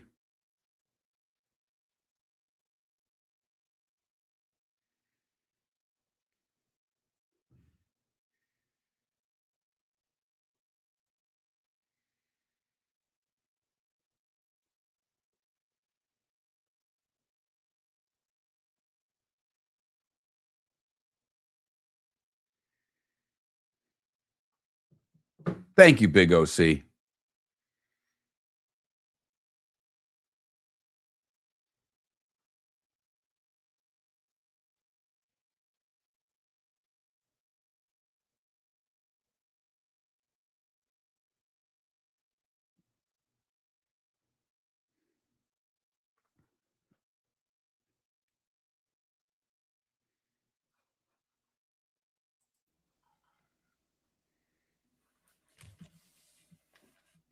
Trent, when you mute yourself, you have to unmute yourself. I cannot.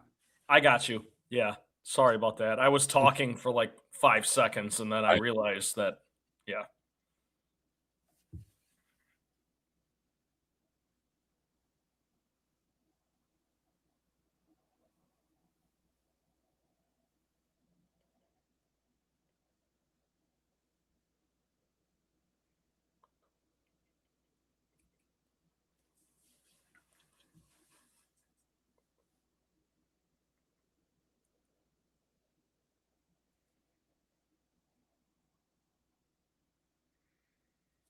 Wow. Good for you, Fitz. That's a nice win right there.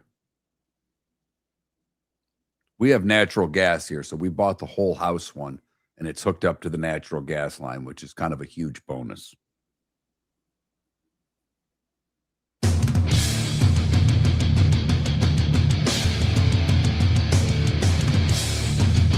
You're listening to Miller and Moulton, coming at you from the Floor Meister Studios. Floor Meisters, keeping it real.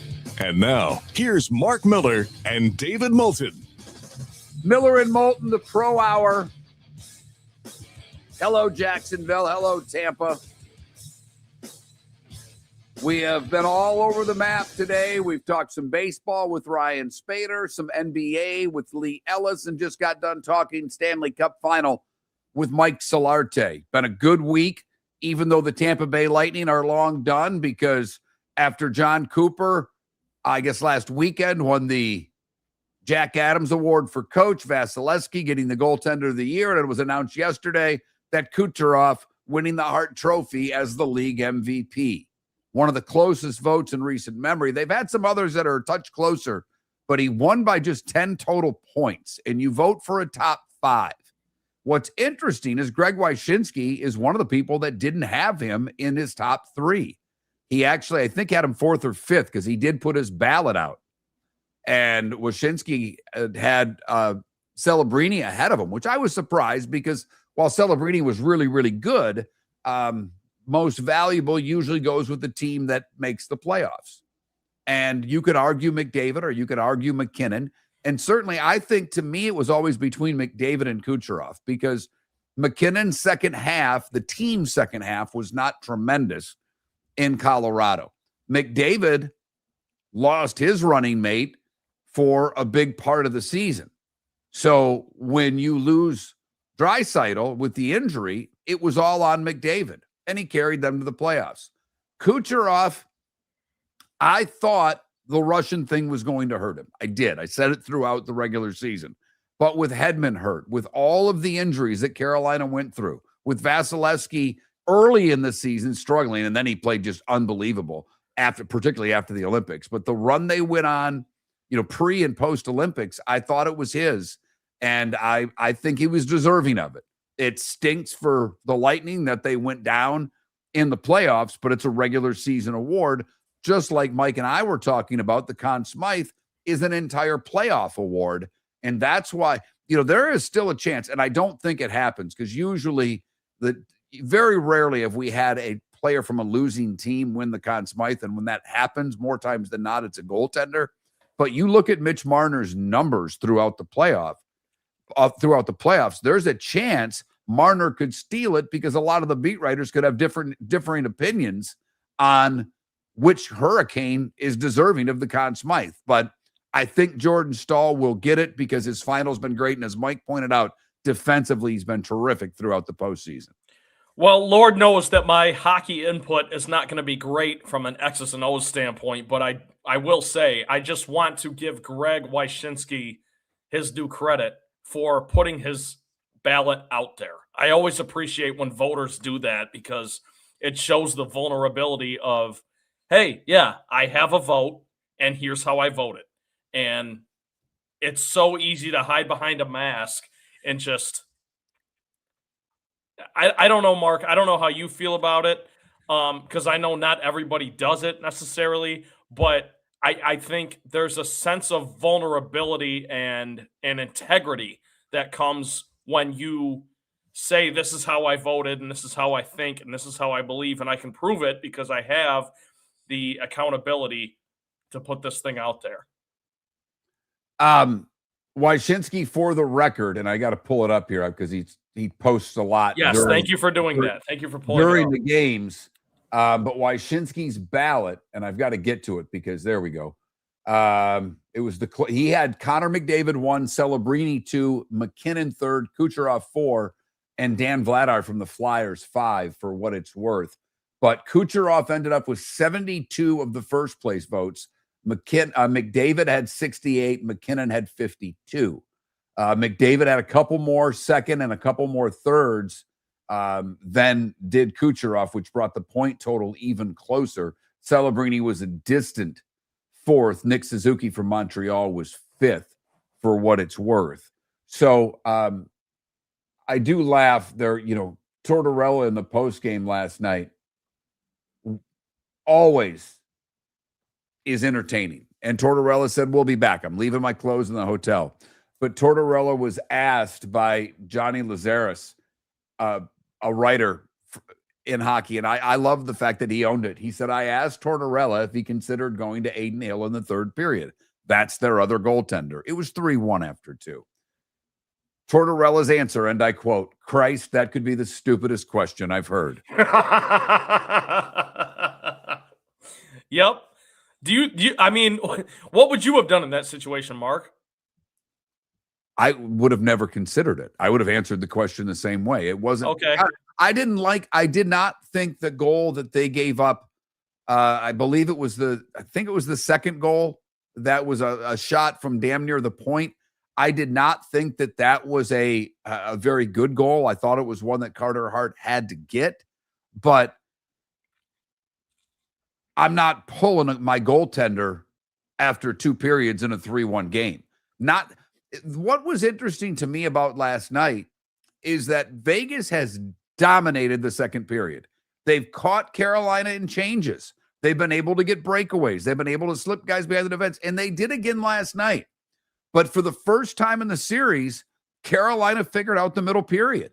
That had been their worst period. Their first period had been amazing. They're 1-1 after 1. And the second period starts out with 1:50 left on a power play for Vegas on a clean sheet of ice. And for those of you that aren't into hockey, I get it. But when you ask a player how much easier it is passing the puck on a power play after the ice has been resurfaced and you don't have to worry about a puck hitting a skate mark in the ice and it jumping over a stick, that these players, they think they're damn near invulnerable on a clean sheet. And with the way Vegas has guys that can move the puck between Marner and Eichel and then Stone in front and a pretty solid decor as well. So I thought clear advantage to Vegas heading into the second period. The numbers had been behind them, and now they've got the power play for 1:50. Carolina killing that power play to start the period, to me, was huge. And I don't buy into momentum. I never have. I do buy into confidence. And when you kill that penalty off on the clean sheet, Carolina, whose penalty killing has been sensational throughout the playoffs, now they've got confidence. And what Carolina was able to do, now they get a power play and they're able to score on the power play, and they get goals from guys that they haven't been getting goals from. I mean, that to me, that's the big difference. When you look at what Carolina, we talked, Eichel's had all kinds of chances. He just hasn't scored. Aho and Svechnikov were not getting the chances. And Svechnikov scores to give him the lead. Aho scores to make it 3-1. And now the guys that are on the third and fourth line that have been having to get the scoring for Carolina, well, they can breathe a sigh of relief because they're not being called upon to do the things that they've had to do throughout the series, but they're still as confident. Now all of a sudden Carolina's on the bench going, we got all 4 lines going? Holy blank. Yeah, there's no doubt that the depth of the Carolina Hurricanes is really showing off at this point in the series. And Mark, my question to you would be, how do you think at some point it's like, does that depth just win out? Because it seemed like Vegas was playing over their skis or over their whatever you call them, skates, for the first couple games. But I think the Carolina Hurricanes have been the better team in the series, and they're finally showing that. Well, I thought they were the better team heading into the series. I don't know if I thought they played the best in the first 4 games. Obviously Vegas won that game 3, giving up. For 2 periods, Vegas was the better period, and then Carolina dominates the third to tie it. They had the chances in the first overtime, and as Mike mentioned, they lost on a fluky bounce. But you are talking about Mitch Marner, Jack Eichel. Brett Howden's having a playoff of his lifetime with 14 goals. Shea Theodore's been great offensively, but he's given up a lot of chances. So I think we underestimated Vegas because of their regular season record and what they had done since, they did take down Colorado. That was the best team in the league. And they did it in 4 games, which no one saw coming.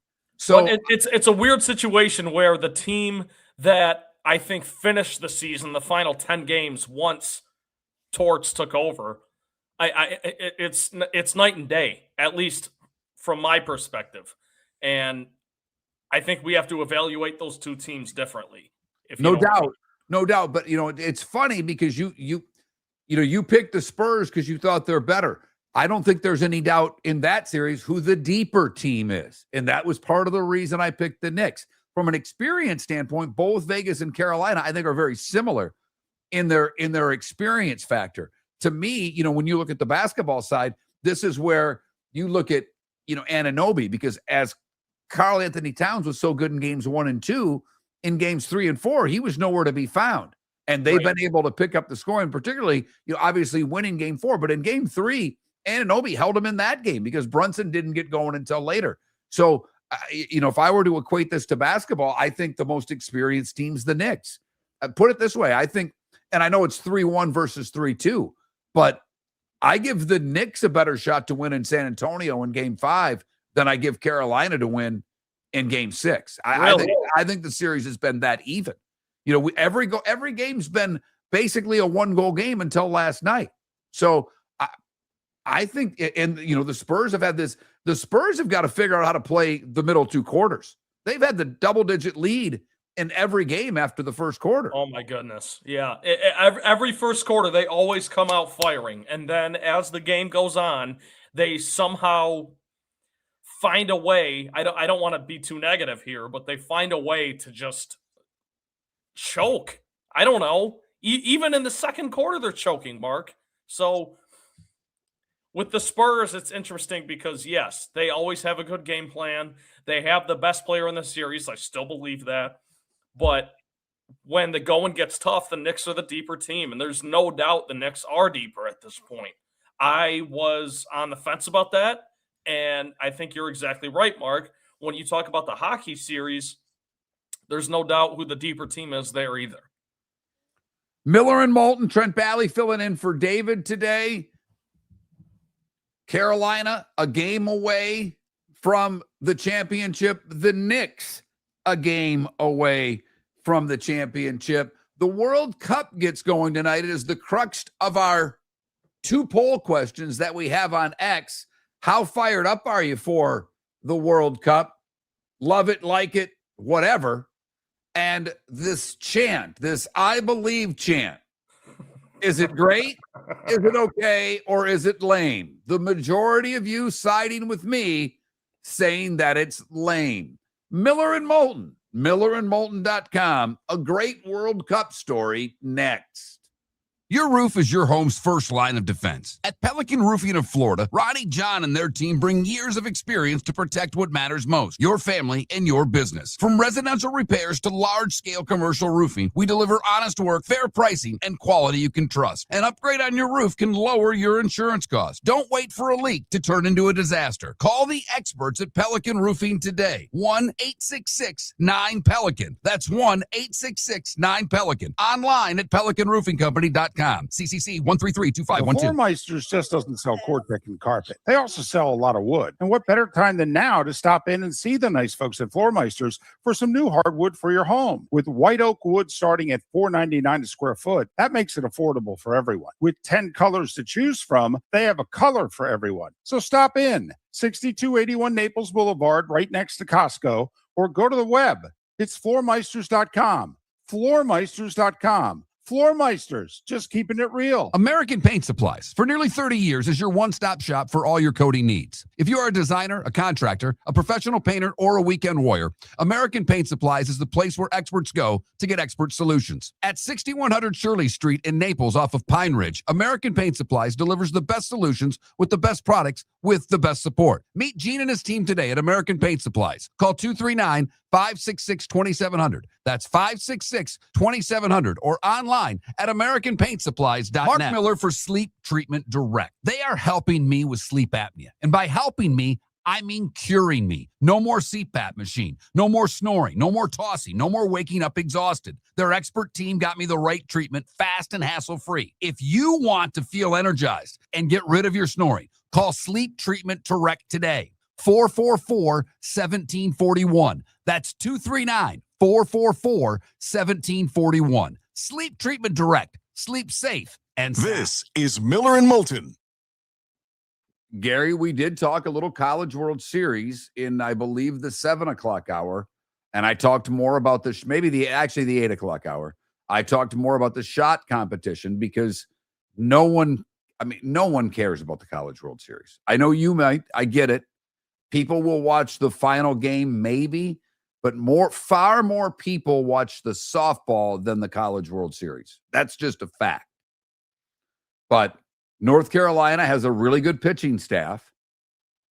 I wish East Carolina would have beaten them in that first game because I was very much rooting for my Pirates. And if you know anything about me, I am not a big Heels fan, but I do know they have a great pitching staff.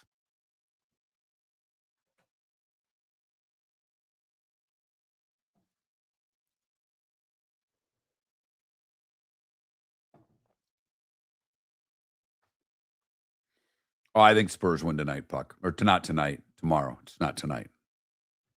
You're ahead of yourself by a day, but that's all right. I got you.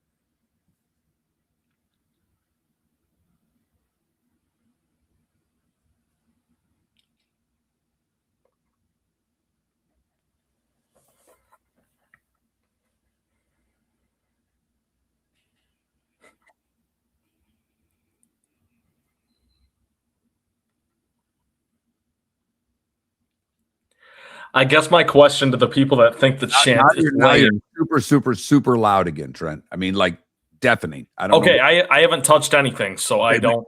Turn your mic down. That's all I'm asking you if you can. Well, is this better? Getting there. I have one knob on this thing. Okay. It is so loud.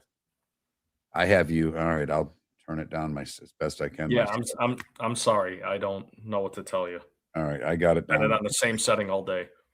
It just pops in and out and it is so loud. I don't get it. All right, here we go.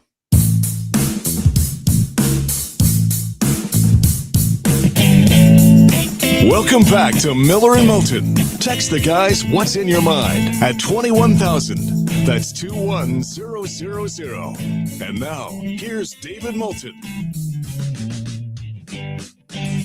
Miller and Moulton, millerandmoulton.com. Wrapping things up for a week. Trent Valley filling in for David for most of the last 2 weeks. David will be back on Monday. I said before the break a World Cup story, and it is my favorite one thus far. And obviously, we're just one game into the World Cup.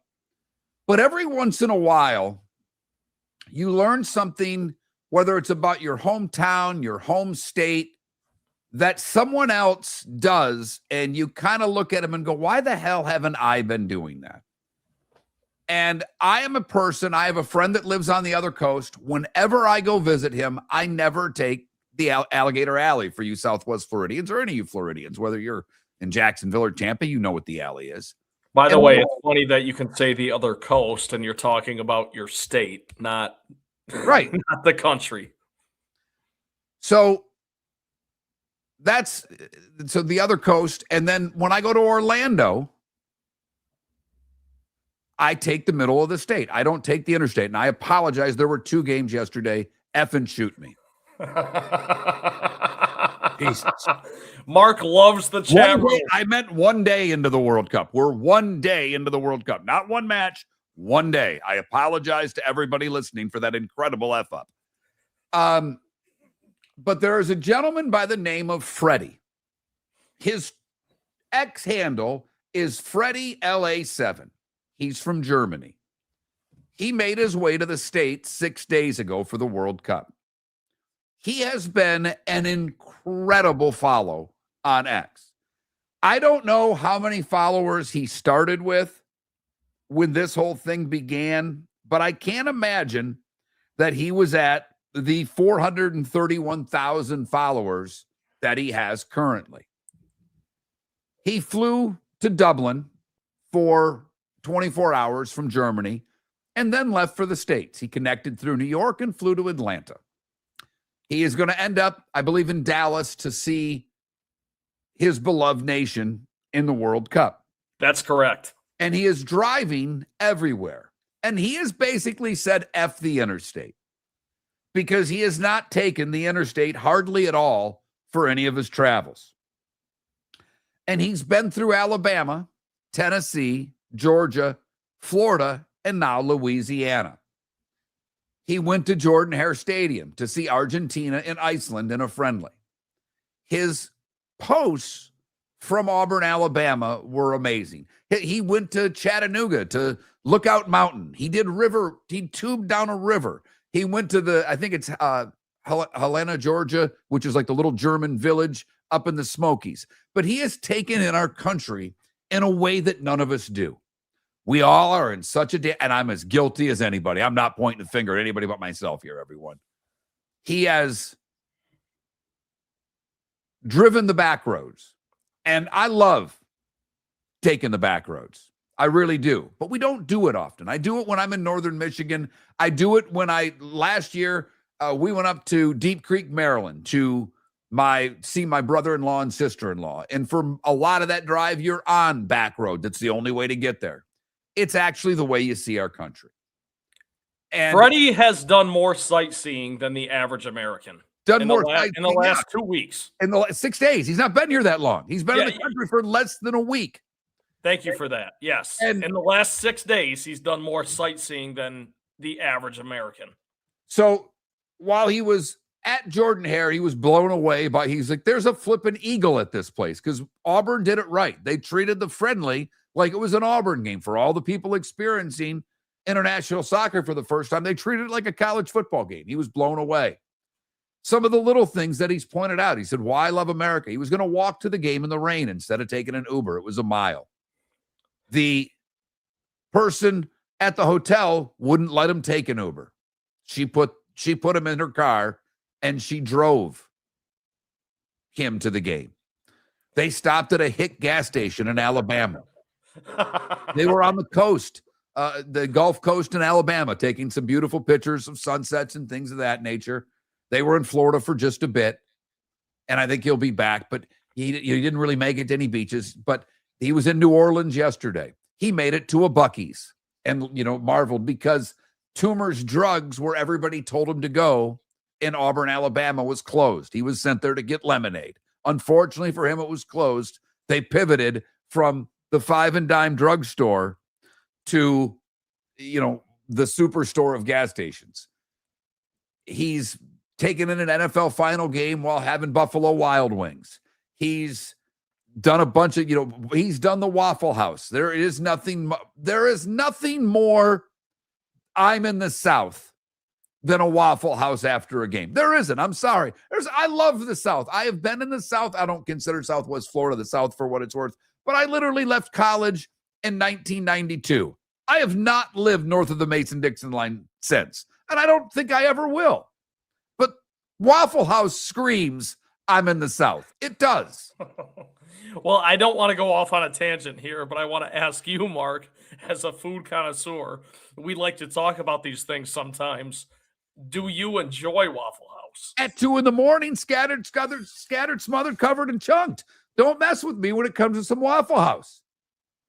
I mean, it is a slice of Americana. But I just say to everybody,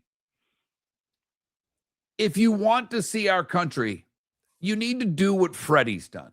And I think it's fantastic that it's taken a German to show me and perhaps some others that we need to slow the hell down sometimes. And I have been having a ball watching the adventures of Freddie, who also discovered a Bass Pro Shop. And this is just a European's point of view. I don't want anybody to get mad at me. You will, but because if you talk about anything like this, you end up pissing someone off.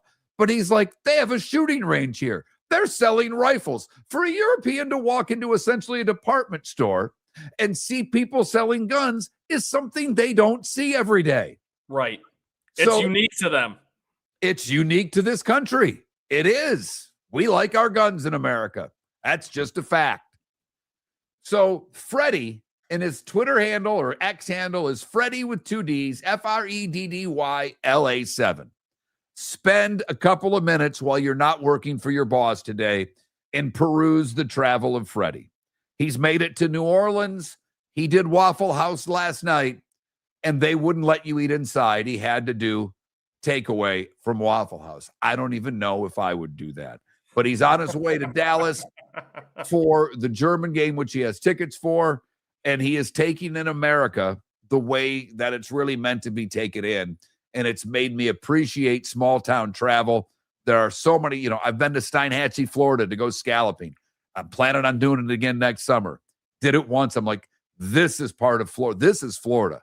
This is actually the South. So it's just been a fun story. He and his compadres traveling around. He's the one with the account. He's taken a couple of pictures of the people with him. And they're going to be here for a few weeks, obviously, for the World Cup. He's obviously spent a lot of money, planned all this, and taking it in by small town America. 2 games today, the U.S. and Paraguay at 9:00 tonight. Canada plays at 3. And then we kind of get rolling where we'll have a lot of games every day. England doesn't play until next week. Reminder, the British Open Pub in Southwest Florida is our home. Miller and Moulton's home for the World Cup. Specials every day, drink specials. They've got new menu items. It looks great. I've not been since the new ownership's taken over because, I've not been back here long enough to get over there. I'll make it for a game. I've promised them I'll take in an England game when I actually see a real chant during a soccer game. A real chant. A little shot at the U.S. Our poll question, how hyped do you get about the "I believe" chant from USA Soccer? But Mark, I will say, your pub there, the British Open pub, incredible clientele, lots of fun, lots of good people. No doubt. And they take their football seriously when England will play next week. But for any of the World Cup games, they always have their soccer heads that own the place. So the games will all be on. You can hear them all.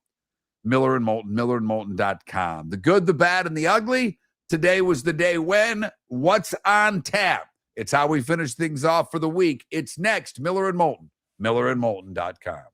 American Paint Supplies, for nearly 30 years, is your one-stop shop for all your coating needs. If you are a designer, a contractor, a professional painter, or a weekend warrior, American Paint Supplies is the place where experts go to get expert solutions. At 6100 Shirley Street in Naples off of Pine Ridge, American Paint Supplies delivers the best solutions with the best products with the best support. Meet Gene and his team today at American Paint Supplies. Call 239-566-2700. That's 566-2700 or online at AmericanPaintSupplies.net. Cape Coral Police Department is growing and they want you to be a part of it. They're hiring new officers. Starting pay is between $74,000 and $90,000 depending on your experience. And with a $10,000 hiring bonus, you could be making $100,000. Enjoy paid holidays, off-duty details, plenty of OT opportunities. They're also hiring dispatchers and professional staff. So go to CapeCops.com. CapeCops.com. Be brave, be best, be Cape. Your roof is your home's first line of defense. At Pelican Roofing of Florida, Ronnie, John, and their team bring years of experience to protect what matters most, your family and your business. From residential repairs to large-scale commercial roofing, we deliver honest work, fair pricing, and quality you can trust. An upgrade on your roof can lower your insurance costs. Don't wait for a leak to turn into a disaster. Call the experts at Pelican Roofing today. 1-866-9-PELICAN. That's 1-866-9-PELICAN. Online at PelicanRoofingCompany.com. CCC 1332512. The Floormeisters just doesn't sell Cortec and carpet. They also sell a lot of wood. And what better time than now to stop in and see the nice folks at Floormeisters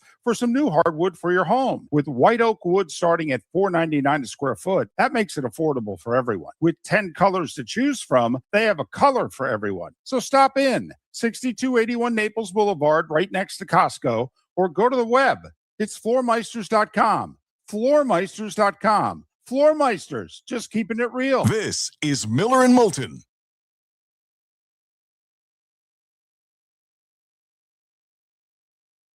I have to be honest, Johnny Finger Lakes. I've probably not been masking up nearly as much as I should.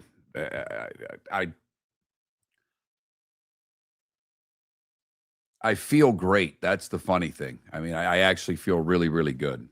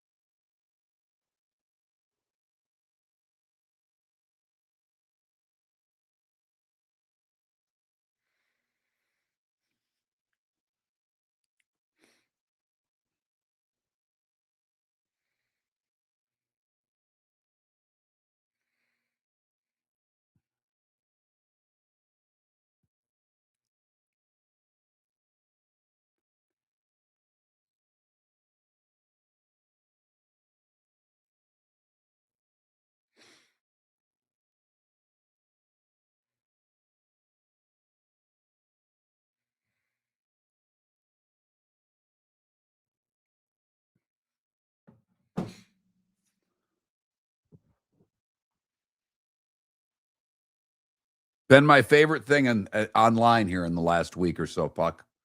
It just reminds you that you've got to, and I do it when I'm in northern Michigan because that's the only way to drive up there. I do it when I was in Maryland up in the mountains. It's just when you take the back roads, you see a little bit more of this country, and we're all in such a god-blanking hurry that we don't do it.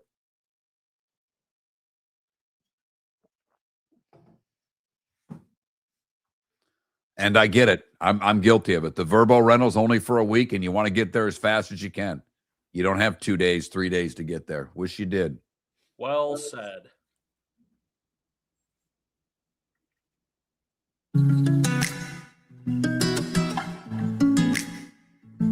Welcome back to Miller and Moulton. Text the guys what's in your mind at 21,000. That's 21000. And now, here's David Moulton. Miller and Moulton, millerandmoulton.com. Final segment of the show, final segment of the week. If you miss any of the show, as we always say, you can download it. A lot of you do it. We're very happy that you do. Even if you download it and you're listening to it whenever and you feel like commenting about something we've said, the Pelican Roofing of Florida text line is always open. 21,000 is the number, the keyword's Miller. If you've never texted the show before, you can give me a hard time 24/7 because I'm always going to answer. It might not be that day. I do check on the weekend, not a whole lot, but we're always taking a look. It's that time again, nearing the end, but not quite there yet. Here's Mark Miller with Today Was the Day When. Today in 1931, Al Capone indicted on 5,000 counts of probation violations and perjury. Sounds like a rough day. Today in 42, Anne Frank, on her birthday, got a diary. Wonder what she did with it. 1948, Ben Hogan wins the U.S. Open at Riviera, dominating the final 2 rounds to win by 2 over Jimmy DeMeritt. It was the third of his 9 majors. The most expensive film made at the time was released today in 1963, Cleopatra, with Elizabeth Taylor and Richard Burton. Nelson Mandela sentenced to life in prison for sabotage in South Africa today in 1964. I have trouble calling this a horror film with what horror films have become. Suspenseful film, terrific film, weird film, but Rosemary's Baby premiered today in 1968. I think for it to be a horror film, there has to be more than 1 or 2 kills. And I don't even know if there was a kill in that movie. It was just a very suspenseful, trippy movie. I had a class in college where we watched all of Polanski's movies. Obviously, horrible human being, but incredible filmmaker. Well, Mark, you're not a horror movie fan yourself, so I can only imagine how horrendous that went for you. No, I love Rosemary's. I think it's an amazing movie. I just wouldn't call it a horror film. I like good movies. Like The Shining is, to me, not a horror film. It's a great movie. Yeah, that's fair. I just don't like slasher films. I don't think they're any good. It's not my thing. Today in 1970, Doc Ellis no-hits the Padres at San Diego Stadium. It would be later that he said he was tripping balls when he did it. Doc said he was under the influence of LSD when he threw the no-hitter against San Diego.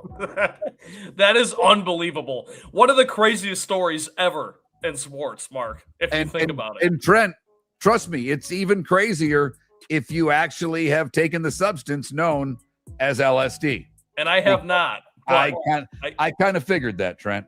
I have not. However, if I did and understood that somebody threw a no-hitter on that substance, wow. I'm pretty sure I did at your dad's house at Central Michigan. Now that I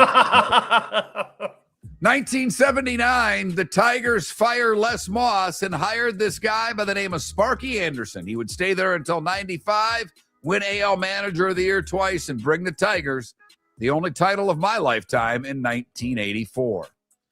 Raiders of the Lost Ark premiered today in 1981. The Celtics beat the Lakers in 7 today in 84. It was today in 87. This is one, if you're of a certain age, my parents, my mother especially, remembers a lot of Kennedy things. This was a big one for us Gen Xers. At least I believe it was. Today was the day in 87 when President Reagan challenged Gorbachev to tear down this wall, talking about the Berlin Wall. And then I remember when the wall came Mr. down. Gorbachev, tear down this wall. Iconic, Mark.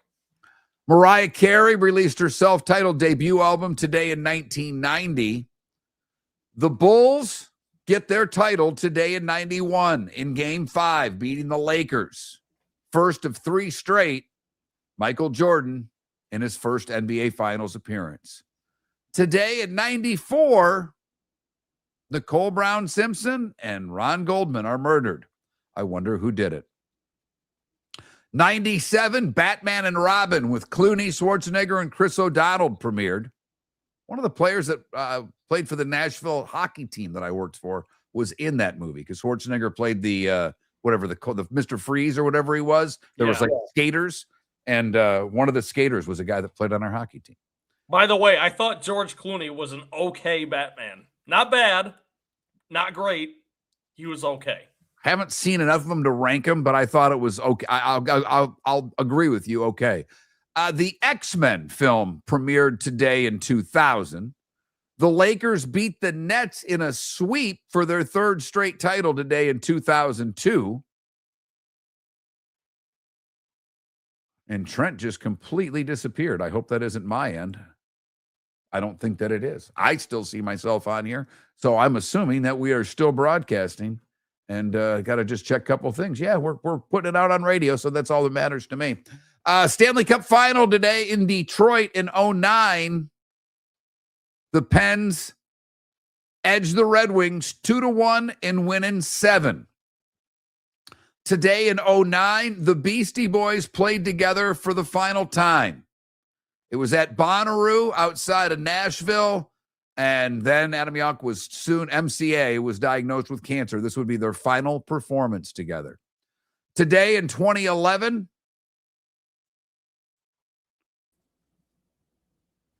Trent, I'm going to have to teach you how to put yourself back on because it's tough to do 8 things at once when you're trying to do a segment. Today in 2011, the Mavericks beat the Heat.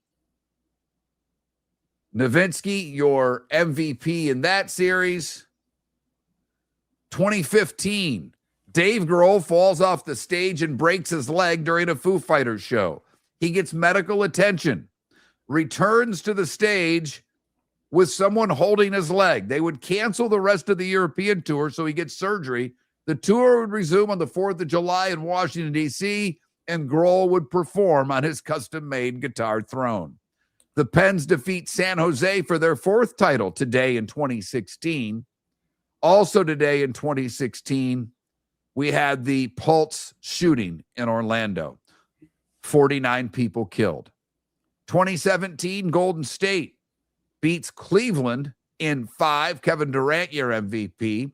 The Blues get their only title today in 2019, taking down the Bruins in 7. And the Nuggets won their first championship 3 years ago today. Nikola Jokic, obviously the MVP. George H.W. Bush, Anne Frank, and Jim Neighbors would have all celebrated birthdays today. Golfer Mark Kalkavecki is 66. Hideki Matsui is 52. Tight end Dallas Clark, 47. And basketball player Drew Holiday is 36 years old today. Time to see life a little bit differently. Here's Mark Miller with the good, the bad, and the ugly. What do you got, Mark? For the good, we go to Ohio, where Rose Clumbley was working, and she noticed an 85-year-old woman standing at a Bitcoin machine with $18,000 in cash. The woman was on her phone, and she thought she was working with her bank after receiving a text message about charges. Crumbley stepped up before the cash went in the machine, called 911, and said, "I have a lady up here attempting to be scammed." The woman kept the money, and the police arrived before the transaction was completed. The caller did not get his $18,000. For the bad, we go to Bradenton, Florida, where Brian Jones was arrested after entering a mini mart through the ceiling tiles. He was a hell of a criminal because he stole cigarettes and lottery tickets. He made his way out of the store, but was seen on the store's closed circuit television video. He took lottery tickets, booze, bologna, and cheese. Detectives found him near the store, enthusiastically scratching the lottery tickets while carrying a backpack full of cigarettes. And finally, the ugly. We go to Vero Beach, where they found her. 59-year-old Annette Nichols was taken down after a lot of theft. She was known as the Banana Chip Bandit. Over the course of a little over a week, she was entering a Publix store. She would go to the self-checkout, and she would not ring up all of her bags of banana chips. Oh, no. She stole banana chips on 6 separate dates. When she was caught, she admitted that it was stupid and that she could lose her job and go to jail over stealing an item worth $6.50. And that is the good, the bad, and the ugly. On today, June the 12th, brought to you by the Cape Coral Police Department, offering great pay, new jobs, overtime opportunities, great benefits, and other jobs available. For more information, CapeCops.com. That's CapeCops.com. Well, the biggest event tonight in the sports world as we look at what's on tap is obviously the U.S. soccer team. This is their toughest game by all accounts and group. They are only plus 105 to win. Canada plays at 3. They're minus 120 against Bosnia-Herzegovina. The U.S. and Paraguay tonight on Fox at 9. Baseball today, the Marlins and Pirates. Miami on a bit of a roll. Alcantara on the hill as they travel to Pittsburgh. The Rays, have, after having yesterday off, are out west. They take on the Angels. Rangers and Red Sox, as the Rangers have got their record back to 500. The Padres and Orioles. Mariners and Nats. The Nats right around 500, hanging around this year. Diamondbacks and Reds. The Reds are a few games below 500, trying to get back on track. The Braves are in New York to take on the Mets. The Mets are actually favored today with Strider on the mound for Atlanta. Someone make sense of that to me. Yusevich on the hill for Toronto as they host the Yankees. The Dodgers are in Chicago to take on the first place White Sox. Phillies and Brewers in a battle of two good baseball teams in Minnesota. Mizorowski 7-2, a 1.50 earned run average on the bump for the Brew Crew. Cardinals and Twins, Astros and Royals, Rockies and Athletics, and the Cubs out west to take on the Giants. NBA. Mark Miller, let me ask you this real quickly, because I know you're about to go to the NBA. Do you think the next time you're talking to David Moulton on Monday that he will be talking about his favorite team winning a championship? Yes or no? No, I think the Spurs win tomorrow night. And I think we're going to go through the weekend with my question. The bigger question is, do we have a Game 7 in hockey? Sunday night, Game 6 in Vegas. I think we're going to be lucky enough that we are literally talking about both series. Game 6 in hoop would not be until Tuesday, which would be crazy because there's a World Cup game in New York that day. Yes. It will be a nightmare from a traffic standpoint in that city. So I like chaos. I don't know if I like this kind of chaos, but I think we still have basketball, and I believe that we're going to still have hockey. Do you believe that we will win? I believe that they're going to win today. I think they beat Paraguay, although a draw would not surprise me in the least. The thing that the soccer people that I trust were, they beat Senegal in the friendly, and then they played really well against Germany. Obviously, that's one of the top nations in the world. I don't know how many of Germany's starters or stars were playing in that game, but I do think even though they lost, they seem to be confident. heading into the tournament. You know, the announcers yesterday were all into the fact that Mexico was playing at home and how big that was. Yes, they were. They played in a stadium that they don't lose in. So that's an advantage, and it's an elevation, which is another advantage. I don't think the U.S. has that same advantage from that standpoint. If we don't think home crowds matter, how can they matter in a soccer match? That's my thing. Well, it's loud. The entire match is loud. You know what I mean? It's not loud when the Spurs won in Madison Square Garden. It's not loud in Carolina when the Vegas Knights won. I'm just saying, if we discount home field court, ice advantage, and everything, how come it's that big of a deal for our soccer team? That's fair. And I don't necessarily disagree with you, Mark, because I'm speechless. I don't have a rebuttal for you. I threw it right to you, and you just went, I can't disagree. Have a great weekend, everyone. Enjoy the sports. We've still got some hoop. We've still got some hockey.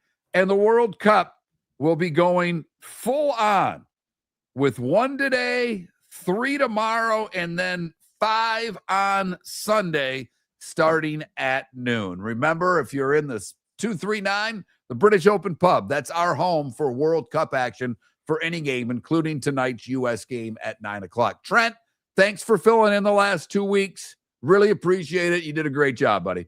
Well, I'm excited for everyone's sake to get David back on track. So. Miller and Moulton. David will be back on Monday. The Floor Meisters just doesn't sell Cortec and carpet. They also sell a lot of wood. And what better time than now to stop in and see the nice folks at Floor Meisters for some new hardwood for your home. With white oak wood starting at $4.99 a square foot, that makes it affordable for everyone. With 10 colors to choose from, they have a color for everyone. So stop in. 6281 Naples Boulevard, right next to Costco, or go to the web.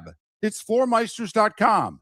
Floormeisters.com. Floor Meisters, just keeping it real. American Paint Supplies, for nearly 30 years, is your one-stop shop for all your coating needs. If you are a designer, a contractor, a professional painter, or a weekend warrior, American Paint Supplies is the place where experts go to get expert solutions. At 6100 Shirley Street in Naples off of Pine Ridge, American Paint Supplies delivers the best solutions with the best products with the best support. Meet Gene and his team today at American Paint Supplies. Call 239-566-2700. That's 566-2700 or online at AmericanPaintSupplies.net. The Cape Coral Police Department is growing and they want you to be a part of it. They're hiring new officers. Starting pay is between $74,000 and $90,000 depending on your experience. And with a $10,000 hiring bonus, you could be making $100,000.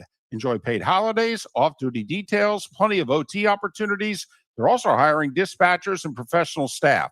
So go to CapeCops.com. CapeCops.com. Be brave, be best, be Cape. Mark Miller for Sleep Treatment Direct. They are helping me with sleep apnea. And by helping me, I mean curing me. No more CPAP machine. No more snoring. No more tossing. No more waking up exhausted. Their expert team got me the right treatment, fast and hassle-free. If you want to feel energized and get rid of your snoring, call Sleep Treatment Direct today. 444-1741. That's 239-444-1741. Sleep Treatment Direct. Sleep safe and sound. Your roof is your home's first line of defense. At Pelican Roofing of Florida, Ronnie, John, and their team bring years of experience to protect what matters most, your family and your business. From residential repairs to large-scale commercial roofing, we deliver honest work, fair pricing, and quality you can trust. An upgrade on your roof can lower your insurance costs. Don't wait for a leak to turn into a disaster. Call the experts at Pelican Roofing today. 1-866-9-PELICAN. That's 1-866-9-PELICAN. Online at PelicanRoofingCompany.com. CCC 1332512. Go!